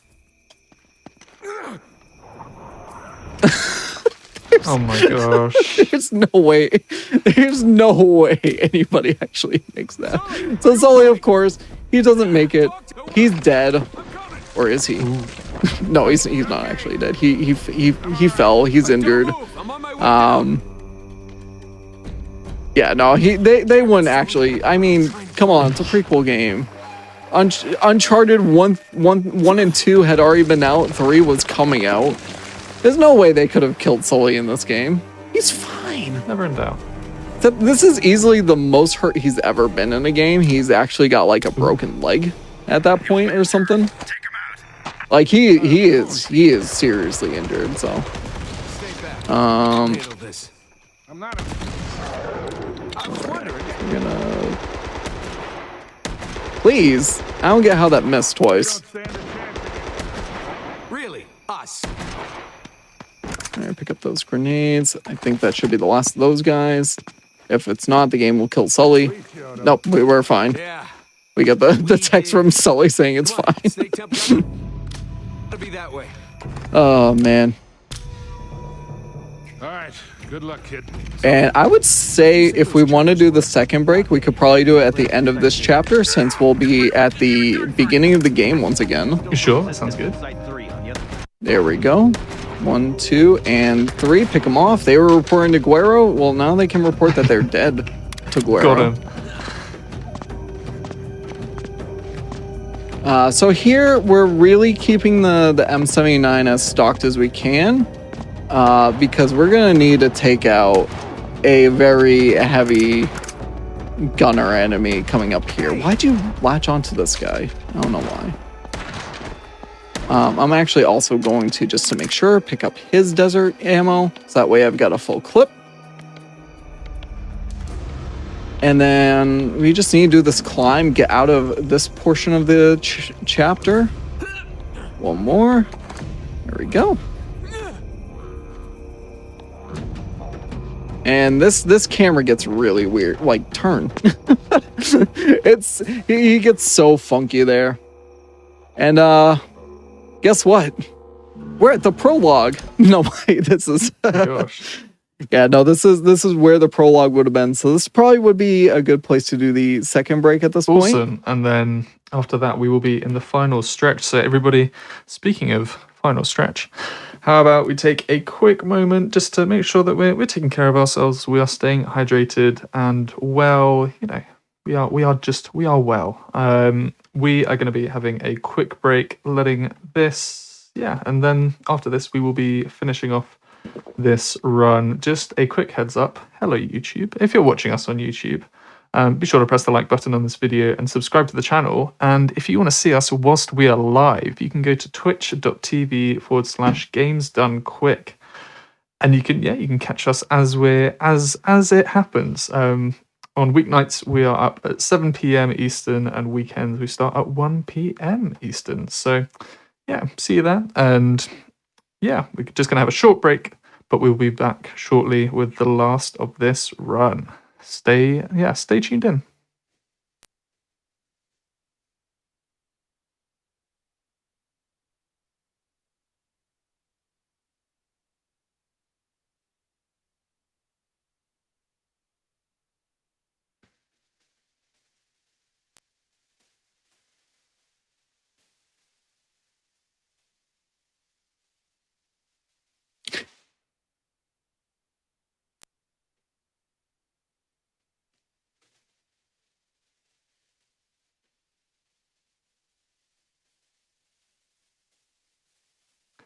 Really sorry about that, folks. I was muted on the stream. That's my bad. But welcome back to Going Places. We've been seeing a lovely run of Uncharted. I almost said it again. Uncharted Golden Abyss. It's been a whole load of fun. But before we head back into that, we've just got a little bit more housekeeping. If you want to follow what Games Done Quick is up to, we are all over the place in the best sort of way. We're on YouTube through Games Done Quick. We also have a highlights channel on Games Done Quick highlights. I could be here forever, but if you use !links in the chat, you can find out about all of the different platforms that we are on. And as well as that, your subs, Prime Gaming subs, gift subs, and bits chid on the GDQ Twitch channel help support these things happening, both with the hot fixes and with the AGDQ 2023 costs. So please consider subscribing if you enjoy this daily GDQ content. Speaking of GDQ content, here we are. We are in the last stretch of this Uncharted adventure. 2K, it is all yours. Alrighty, so yeah, we're back to where we started. This is the chapter the prologue was in. So let's see how many notices we can spot between before and now. So climbing is still the same, which is fine. We drop down, but we have QTEs now. Since we know how QuickTime events work, they're just going to be throwing them in.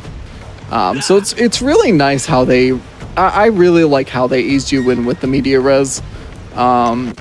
But it was definitely interesting the first time. I was not expecting the QuickTime events to end up happening.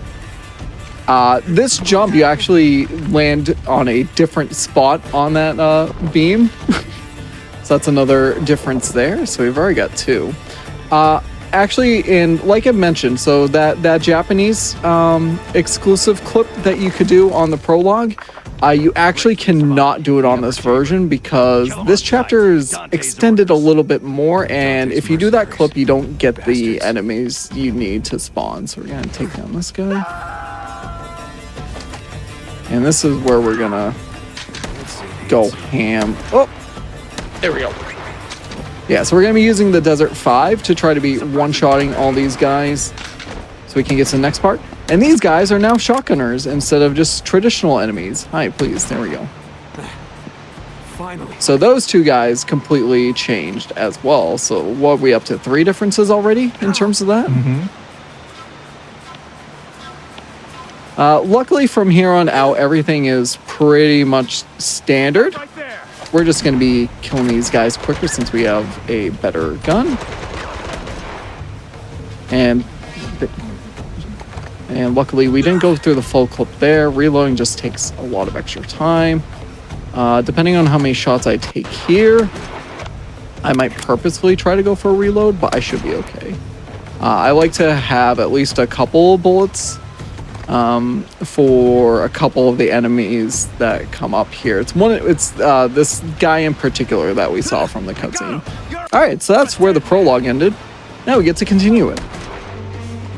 Pull out the M79. It is loaded, which is nice. We need the M79 because we are going to have this guy. Oh, this is the heavy armored chain gunner. It is probably the most annoying enemy in any of the Uncharted games. Oh, is that gonna work? Oh. There we go, now he's down, okay. I always worry with those shots because, like I said, it can just turn into a regular grenade if you don't hit anything. Instead of exploding on impact, so it's hard to know if they're actually going to be in the range to get shot by them. So we make it to the other side. This part for quick scoping is really fun because the guys just kind of line up going across that lower bridge. So it makes it just really satisfying to get these kills. Thing is, you don't want them to get too close. It's going to be one more guy, but we can't turn our camera until then. It's kind of weird how the game doesn't let you turn the camera at that point. But just like that, we are done with chapter 27, aka the prologue.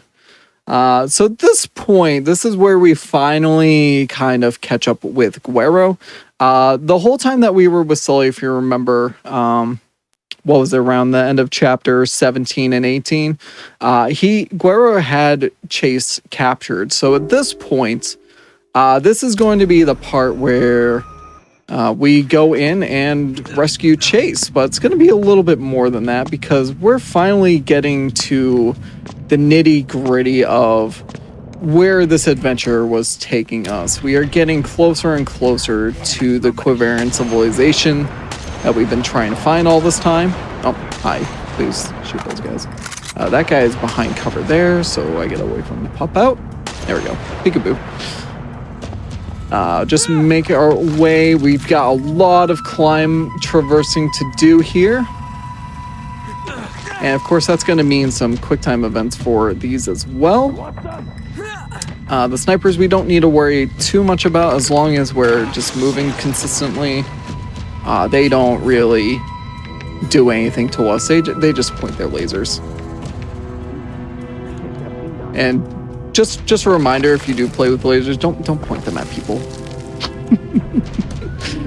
All right. So we got this guy here. We got that guy there.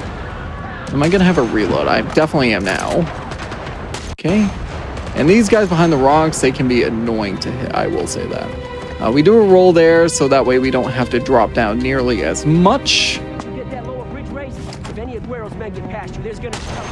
Get those two guys down there. One's gonna pop up here. There he is. And then one more is over on that. There we go.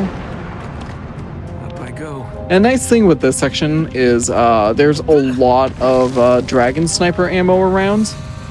So you really don't have to worry too much about how much ammo that you have. We're going to be trying to use the sniper ammo as much as possible right now just to... hi. Okay, I needed to go over more, that's why. just to conserve that handgun ammo a little bit. It's going to come in handy when we need to do faster shooting. But for now, we can get away with the quick scoping. Lots of breaking of stuff. This is common theme of Uncharted. Just everything is so old, it's deteriorating, it's gonna break. All right. Oh, climb up there, please. Quick scope those two guys that were rudely pointing their lasers at us. Get a rope here with some slow-mo. Look at that slow-mo. And then we gotta do a nice little swipe to get on there. And then this chapter is gonna heavily feature the use of the machete. Just for quick swipes like this. But Nate, that looks kind of dangerous. You gotta watch out. Nope, it was too late. He didn't take my warning, unfortunately. I feel like the impact would do a little more to All you right. than just sort of like stumbling back a little bit. That was quite intense. Yeah, that's the funny thing with these games. It's like you think more would happen, but not really. All right, so we climb up around here. There is a chance I can avoid one of these QTEs. There! Oh, I thought I had it. Oh, it's really hard to avoid that QTE, but there is a way on the beams that I'm on now. You can make it onto those beams to avoid that quick time event. I haven't figured it exactly how it works. I was really close to figuring it out, but I think you really just need extremely precise stick angle and positioning on that top beam for it to work. So we got one more onslaught of enemies. Oh, of course you went after the guy that was behind the rock. There you go. There's one there. There's one there. And I hope somebody's been keeping track of the trophy count, because I'm really interested to know how many we've had pop up over this run. Get you. There we go. The guys behind cover can really get annoying really fast though. All right, that was the last one. We got the finally text. And this is where we got some of that desert ammo. So we're gonna reload that. We're gonna take out these guys. Let's quickly do it with this gun. Reload the sniper. Here we go. And we're gonna wait a little bit to nope, not shoot that. Shoot that. There we go. Because we got a chain gunner back there. And I don't think he took any damage from that barrel, which is unfortunate, but he's down anyway. That's all that matters in the end. And luckily, we don't need to really worry too much of... Stop climbing up. That's the one thing I hate with that part. We don't need to worry too much about the sniper ammo from this point on. Mainly because, like I said, there's going to be a lot of running in this next chapter, and it's really slow to pull that out. There's pretty much only one enemy I try to kill with that sniper.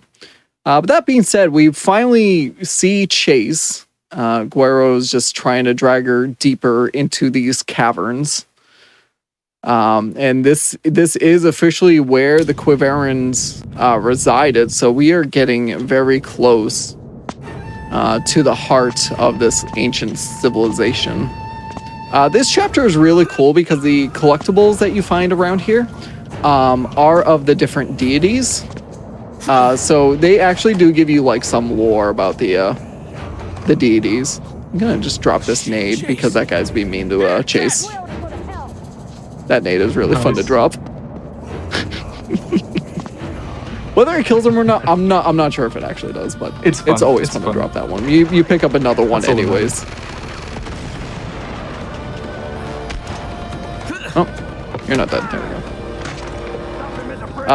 Normally I would have thrown 3 grenades, but I found usually if you do 2 with those guys and then shoot with the desert, it normally kills them. But I think one of the grenades was just out of range. And this is why the desert is really great for this part. You know, it's just really quick shooting. Don't have to worry too much. We're gonna do the 2 nades here. Oh, he's dead. Okay. That was interesting that he died from those 2. That guy is really annoying. We do keep him alive though because he shouldn't kill us. We do have to take down these 2 snipers though. They definitely will kill us. More climbing going on. Oh man, my health was actually lower than I thought, but we're fine. Like I said, that guy with the M4, yeah, he's fine. He won't actually murder us. It's fine. Make our way down here, get across this gap. We get a quick time event for that ledge. Just making our way around. I gotta really make sure. Well, I didn't mean to reload the ammo there, but it's fine. We need that ammo reloaded for this part because that guy in particular just bull rushes us. I will say that guy is phased through the ground. What? I haven't seen that one before either. But yeah, that section, that guy in particular is really annoying on crushing. Because they're just the armor shotgun guys. But that one in particular, because the way he charges, it's oh my gosh, it's so annoying. No matter what you do, if you don't kill him quick enough, he is going to come up there and melee you and try to murder you that way, while 4 other guys are shooting you at the same time. All right, so we're gonna use probably the last of our desert ammo there, which is fine. Because now I can't... Oh, not with that gun. Okay, this actually might not end up being good, but I can get away with it. It's fine. I do have one sniper bullet left, so okay, we made it work. Normally over there's a guy with desert ammo. There it is. If you get over there quick enough, you can avoid killing that sniper, and you just get to this point and automatically save your progression from there. So we get more sniper ammo here because Chase is now in danger from all these bad guys. Let's see if we get this bounce skip here. I did not. Very unfortunate. I actually found out during a random run that this balance skip was even possible. That was one of the balance skips that was thought not to be possible to do. It's a little finicky, but it does work.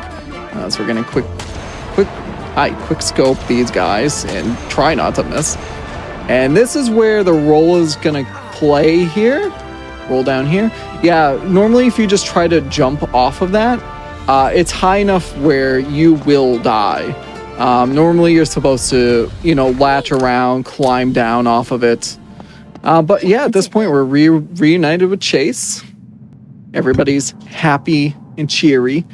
And Nate reveals that the pendant that our grandfather had is actually a key to the heart of the ancient city. Back up. Whoa. Very cool looking. It's probably one of the coolest doors in the Uncharted games. Like it's just a moving slab.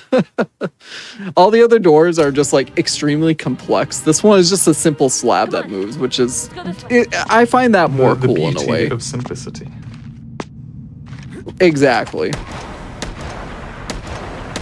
So at this point here, our ammo doesn't actually matter. So we're going to be doing the shooting while running just to get a little bit faster I was speed. talking about the game potentially getting spooky. And what was this? The River of Ghosts? That's the chapter name? There we go. Yes. So just wait, because coming up here we're gonna see more than just a ghost. If I don't miss this, you actually see the ancient Quiverans. They had passed away for some unknown reason that we may or may not find out later. So yeah, they never left. They were here the whole time. And if you like the canoe scene before, just wait, we got another. Let's go.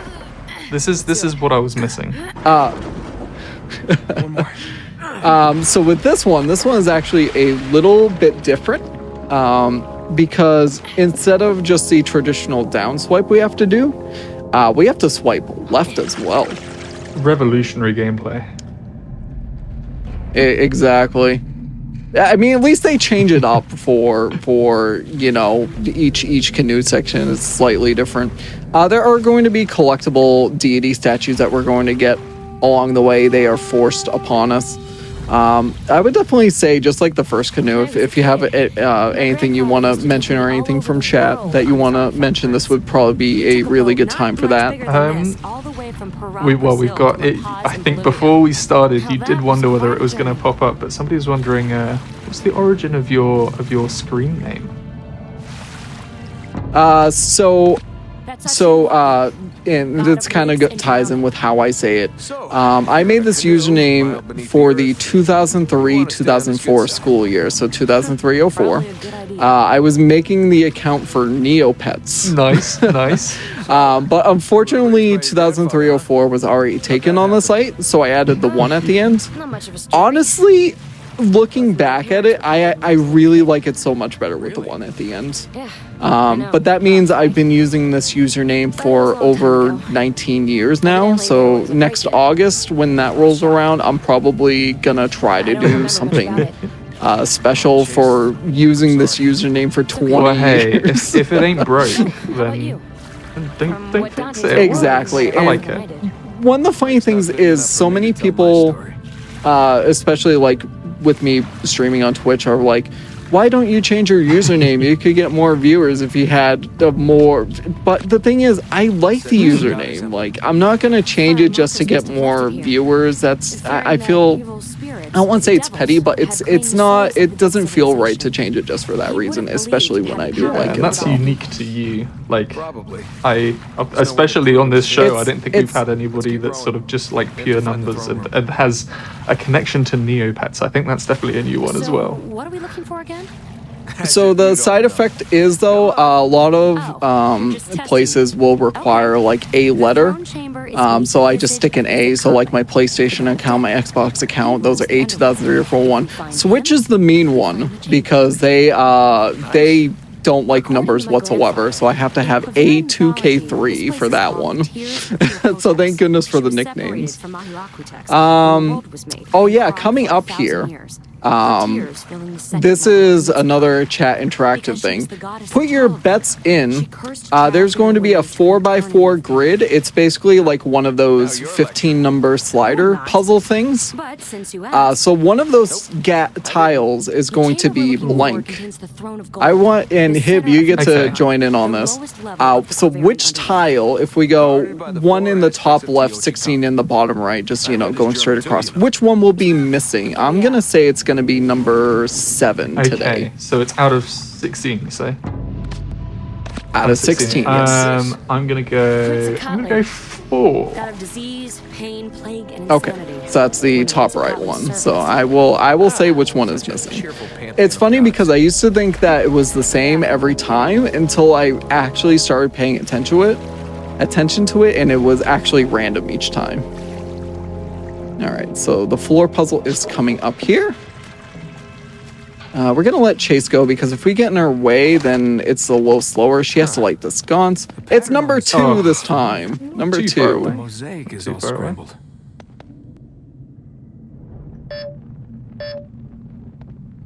You say they're embracing here? And the thing I like to do To me, here like is they're at I each just like other's to throats.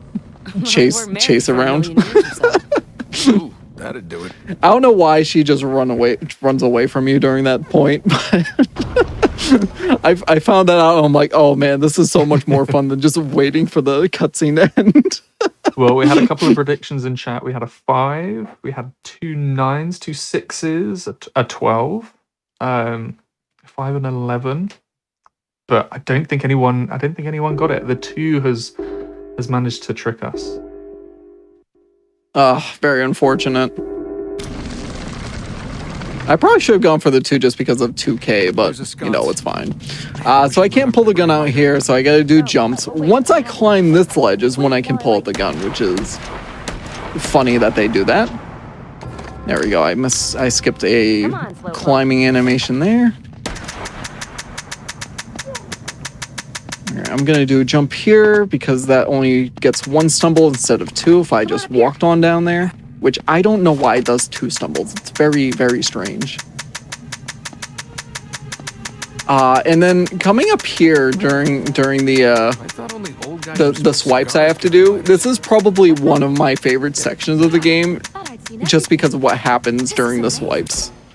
So I'll just kind of let it play out because it's I laugh every time.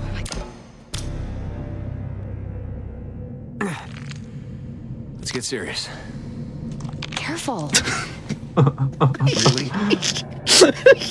The careful gets me every time.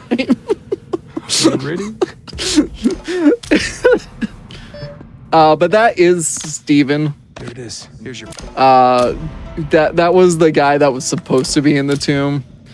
How did you get here? But he wasn't there. It was just a sword. He was down here the whole time. Now we're in a fight with Dante. Here's the thing. So with this fight, I'll talk about this fight a little bit first. So with this fight, it's just QTE swipes. If you notice all the X's down there, that is how many times I can mess up before the game just fails me completely. So we're on very easy. Oh, and luckily I get to try to swipe a couple times. The slow motion is slow enough where if I do make a mistake, I can keep the swipe going. And it's very finicky for some of these swipes, honestly. So yeah, once it gets to 5, that means that you're dead.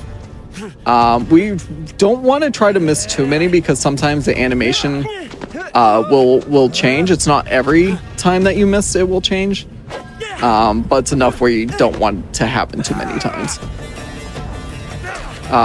So the thing here is, if you remember the Quiverns that we passed by that were deceased on the ground and just staying there, yeah, all the gold that you see around you is actually radioactive. So the whole plot with the bad guys right now is they want to get this gold that's radioactive to put it on the black market, which obviously that will cause issues worldwide. If there's just radioactive gold, they don't know what's what.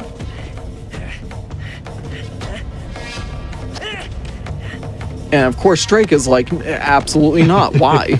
No, don't do that. And this fight in particular really highlights the fact that Nate really doesn't know how to fight. He just kind of does like these backyard brawls, I guess would be the right way to put it. And at this point, it's we're just swiping up. It's free at this point.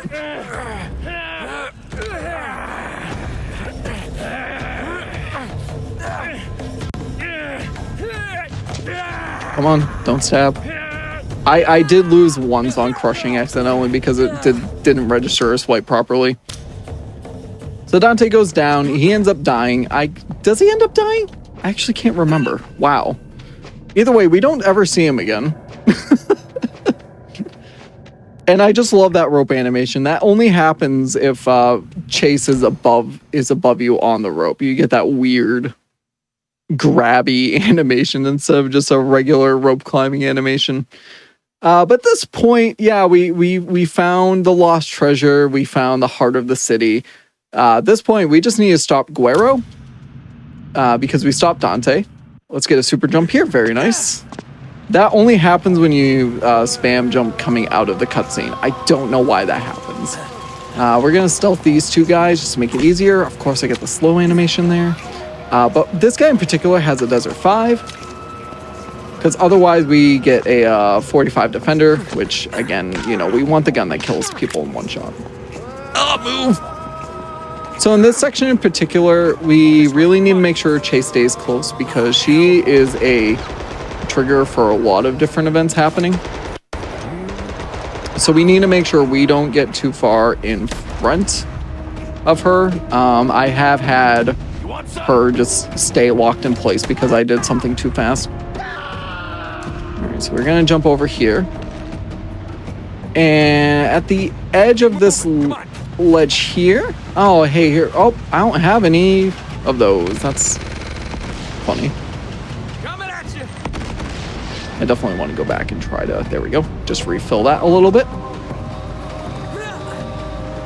So it's right here. I really need to make sure after I kill these guys and go up, the next set of guys I try to kill, I really need to make sure I'm deliberately slow or else she will just freeze and not follow at all, which is really unfortunate. We don't want that to happen.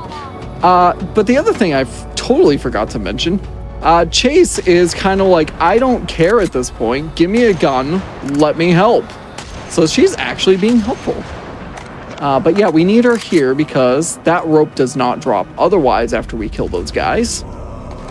Which is really unfortunate. She is tied into a lot of ropes that need to drop, so that's not going to be the only time we see a rope drop because she's in a particular area.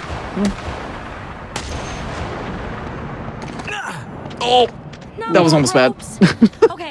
Again, I'm trying to get ahead of her, and I actually just noticed if you get ahead of her, she's got that weird rope climbing thing, which is pretty funny, honestly.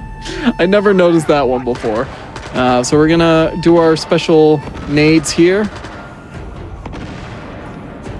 There's a guy here, wasn't there? No? You're still alive, which is not good. Okay, I really want to shoot you. And then we're gonna shoot you. Okay. So now we can continue along. So this part, it's just gonna be insane with those heavy armored chain gunners, but the very nice thing is they give you enough heavy artillery to deal with them fairly easily. I'm trying. Make this jump here. So this section in particular, if I remember my crushing playthrough, this part was so hard. So we get behind there, we aim there. These guys are always going to take 2 shots with these RPGs. The second one in there. And of course that first shot just completely missed, but it's fine. Okay, there's more ammo there, so we're going to climb this rope.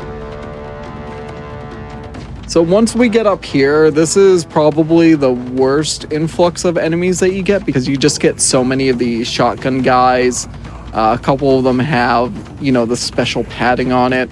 And then there's also going to be an armored chain gun guy. So we're going to try to blast as many as we can with that one. That's a good blast. Oh, I don't want this. Where's the chain gun? There it is. Because I only have one.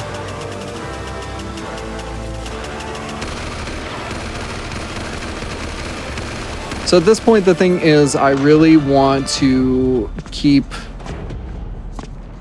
this desert as much as I can and try to keep it as full of ammo as much as I can. This is another rope that's tied to Chase. Thank goodness she is here. Don't jump too early. You won't grab it. You know you can grab it as soon as it turns white.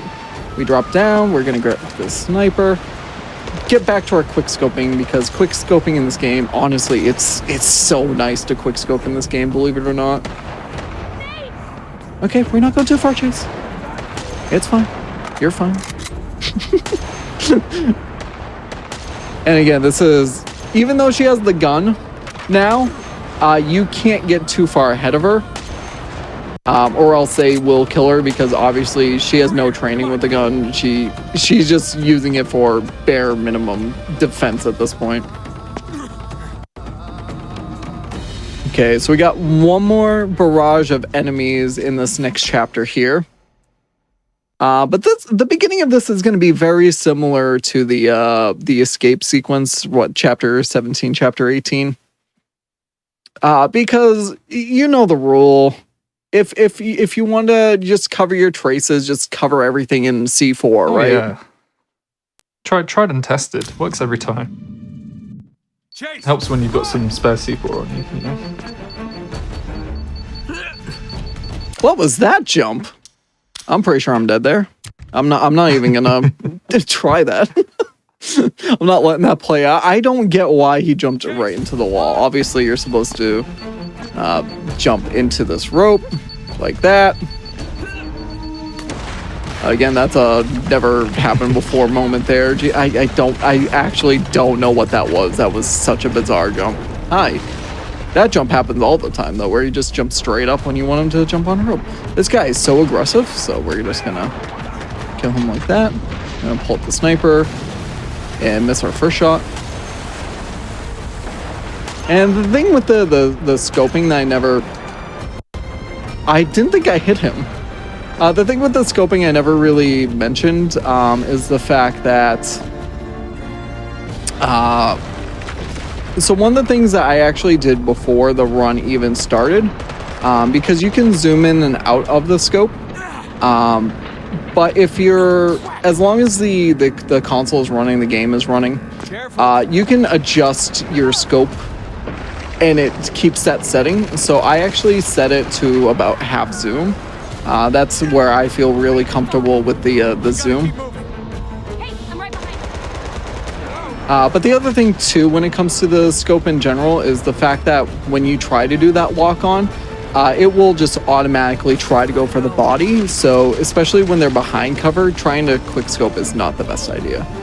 We're gonna shoot that barrel to just take out both of those in one bullet, and I wonder if I shoot. Okay.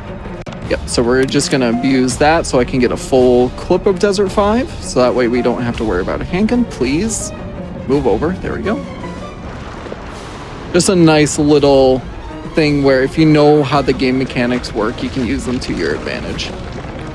But this next section is not really gonna matter too much because we're going to have... Actually, it did matter for this part here because I do have to kill that guy. I had no sniper ammo at that point. But the very next section, it's not actually gonna matter too much because we're gonna be given a lot of stuff. All right, this can be really close. Roll, there we go. Yeah, that pillar can fall on you and easily crush you. I had that happen during my casual run. I was just like, whoa, what the heck was that? But it's always gonna break like that. Another swipe up. Okay. Go, just go. Okay, come on. Nope, I don't want to use that. Didn't mean to do that. All right, so this is where we're going to have really our last barrage of enemies. So we're gonna use this RPG. Take out this heavy gunner, grab the sniper. There we go. And nice thing is we can kind of run and gun these guys down if I can actually hit my shots over right. But then we're gonna use, it's 3 or 4 shots to kill this guy, or 2. You know, I apparently I'm wrong on that. You're gonna come from here. At this point, we're just gonna use the chain gun. And you can see the chain gun has a set amount of ammo, but we don't need to worry about it. Main thing that we're doing here is we're just tapping on the shoot button. So that way the chain gun is always spinning. Speaking of chain gun, hi. I really don't want you to murder me. Okay, we got the audio cues. That means they're all dead. I'm gonna make sure this is reloaded. Because we're gonna have at least one more. This chase escort is required here, so we're gonna get across this gap, and it's required more so than some of the other ones because yeah, Chase is gonna need to monkey bar across, but there's gonna be enemies right on our tail here, so we need to make sure we take them out. There's 5 of them total. Just gonna wait for them to start dropping. There's 1. We're gonna start dropping in multiple ways. There's 2. There's 3. 2 more. Can I go 5 for 5 here? Yep, there's 4. 1 more. There he is. All right, sweet. That was very nice and efficient there. All right, come here. So I think this is the last boosties. So say goodbye to the boosties. Bye bye, beasties. But we gotta wait for her to actually cross the way. There she is. All right, boosties. Whee. All right, so this box we're gonna try the same thing. It's a little bit of a later timing because you will just stumble off like that. I love this part. Ladies first, he says, as we go in front of her. What a gentleman. You said down. Unfortunately, it does not get subtitles there. So this is where we're going to use another roll off the ledge. Please don't die. Thank you. Normally, you're supposed to grab those handholds and go across because if you just fall off regularly, you will die. But that roll off is very, very nice for that part. And just like that, we are to the final chapter. I'm going to let this play out just for a tiny bit. You can see Guerrero is just mad with power here. RPG. Everything's falling. Oh, Chase is dead. I'm pretty sure Chase is dead. I mean, that pillar fell right on top of her. You mean to tell me that we're waiting for the data to load when we could see what's happened to him? Or did they not show anything? No. Chase is dead. I mean, you look at her down there, right there. She is definitely dead, right? Yeah. To be fair, the pointing is still making me laugh. As you can see, she's clearly dead. I know. I keep forgetting I can. That's one of the things I always forget I can do, and I'm like, oh yeah, I can do that, and then I do it. That is one of the nice things with the custom firmware, I will admit, is the pointers. You can't get that with the Vita, can you? Do that jump while everything is exploding, which is hilarious because you're just right in the blast as it goes off and you take no damage. All right, so we're to the final fight, and if you remember the Dante fight, yeah, this is the same thing, but with Guerrero. I will say though that this part is really great in terms. Oh, I skipped a beam. Nice. This part is really great in general just because there is banter between the two at different points, and just so I can really show this off. Because this part is just slow climbing anywhere. Anyways. I'm gonna do a little stretch as he keeps going around. There we go. And that's what I mean. It's very nice casually to just point direction and go. So with this fight, you see those X's at the bottom. It's going to be the same, except it's not. There's going to be a point where it's sudden death. So once I get to that point, I'm really going to need to focus to make sure I don't die. I really don't want to die to this fight because it's not that bad. Like I said, with how much time you get to react, it's really not bad, and you can re-swipe multiple times and not really have to worry too much. As the difficulties get higher, the time you have to react goes way down, and some of the swipes get pretty complicated. They're not as complicated as I remembered,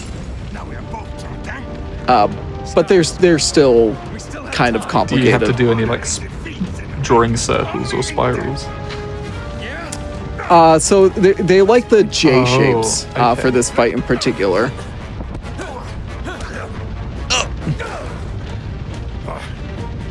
All right, so this is where it becomes sudden death right here.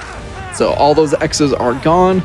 All of that you have 5 chances. Nope, out the window at this point.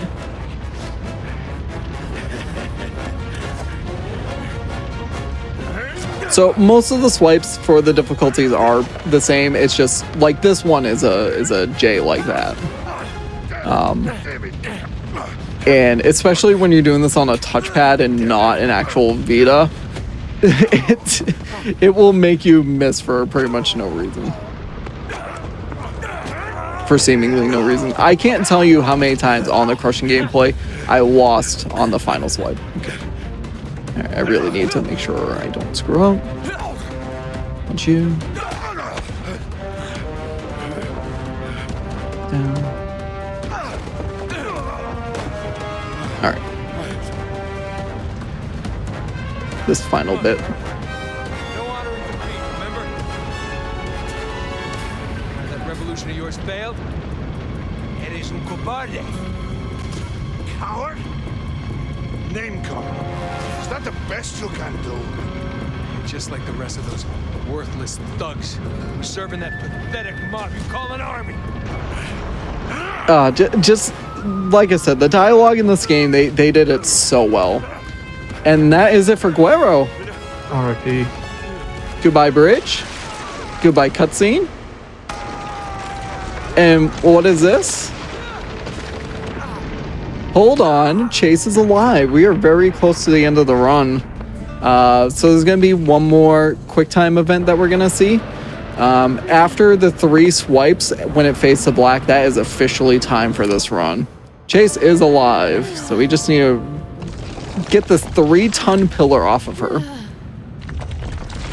That's 1, 2, 3, and the fade to black is time. Time. Gee, Come on out of there. nicely done. Thank you.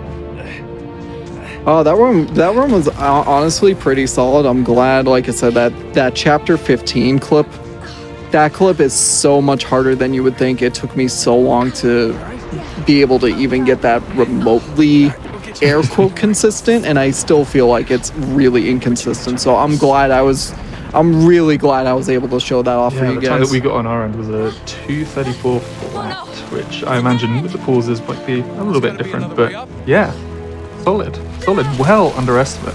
Yep, that's right around where I had See to. any handhold? Yeah, I mean, I've been grinding this out the last 2 weeks, and just within the last couple of days, I'm surprised. I ended up, I went from a 238 all the way down to a 229. So I got the first US 1.3 that was below a Almost a 230. full 10 minutes. Wow. So yeah, so I like I said, I've really proven that running on US patched is a viable way to do it, as opposed to needing to go get the Japanese copy. So Brilliant. Well, nicely done. I've thoroughly enjoyed this, and I think there's a lot of love for not just this game, but just the Vita in general. Seems like it's got because it was the last of. It was kind of like the last of the handhelds taken on from other than Nintendo keeping on their stuff, but Sony didn't continue after this. So, Right. yeah, I think there's.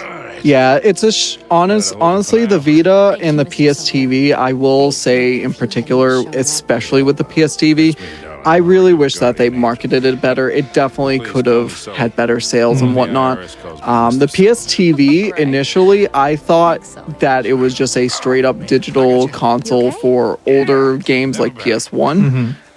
But there actually is a Vita cartridge slot. It natively supports a good range of Vita games directly on it. Good idea. And if I knew that way back in the day, I would have got it when it was what, $50, $100. Instead, I had to schlep out, what was it, I think it was 160 I paid for the TV. And then the only other thing that you would need to get if you were interested in getting a PSTV, you need to get a splitter that strips the HDCP protection. You are not gonna leave here empty. But those are only about $10. It's the easiest way to capture anything on the Vita compared to playing directly on a Vita. Yeah. No, it was never mine. Well, thank you so much for that run. Never If mind. people want to find you and any of your I think streams, Marcus is whereabouts right can they find you? This? The username 2003-041. I stream on Twitch. I typically stream between Monday and Friday, starting around noon Eastern. I typically go for about 5 hours. I do a lot of variety. It's speedrunning variety. I have over 35 games I've run at this point. I do a lot of rhythm gaming. Recently, it's been DJ Max, Respect, Muse Dash. I've kind of been getting back into Guitar Hero, but that's been more Nice. offline. And then I also do casual playthroughs, first playthroughs. I recently did the Tomb Raider reboot trilogy. And I've also been currently working on community goal for Getting Over It playthrough, which that game hurts my hands so much. I don't get how people can I do not speedrun that envy game. you in the slightest. That reminds me. And if anybody wanted to try out, a Tomb Raider game, or maybe this one in particular, whereabouts are they best sort of suited to find resources? Or So Reminds me of So something. Uncharted, every game on the SRC leaderboard has a Discord link to the server. The server is extremely chill. It may not be active all the time, but anytime anybody needs help and they ask there, they're always helped pretty immediately. In particular for me with this run in this game, it was B-Man, Sergeant Silent were the main two that really helped set up the PSTV to get this game to run, and questions I had about this game in general. There's a lot of resources within the Discord. There are some resources within the actual leaderboard pages themselves. And like I said, the Discord is very, very friendly. Everybody is there to help.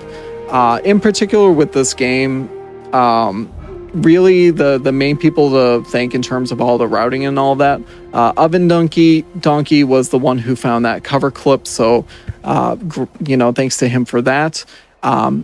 Sergeant Silent, who doesn't run the game, B-Man and Panzerdeer, who have first and second place times on the leaderboard, they were the main ones who were glitch hunting, finding out, the balance skips, which ones would work and whatnot. They did a lot of the heavy work.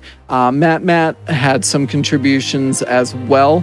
Like I said, that one turret skip, like I said, I found that by watching one of his PB runs. So definitely, you can always peep runs on the leaderboard. You can see different strats that people may not have posted about. But yeah, I mean, everybody is there to help. They are very kind and courteous about it and all that. So Definitely a good community to be with, and I'm glad it was one of the first speedrun. Uncharted 1 was the second ever speedrun I ever did. Was the first one that I did with glitches.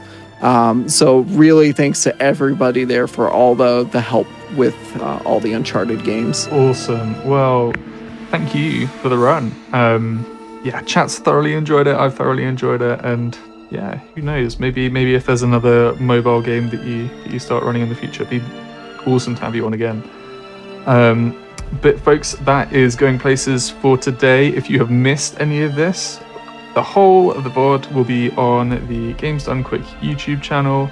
And who knows, maybe a few. I did enjoy quite a few moments from this, and hopefully a few of them might make their way into the highlights reel for this week. But those will be up on our social medias. You can find them there. And hey, Hotfix is not done for the night. We are going to be having Think Fast after this with some splatting action? That's probably not the right way to say it. Splatoon action. There we go. That sounds a bit nicer.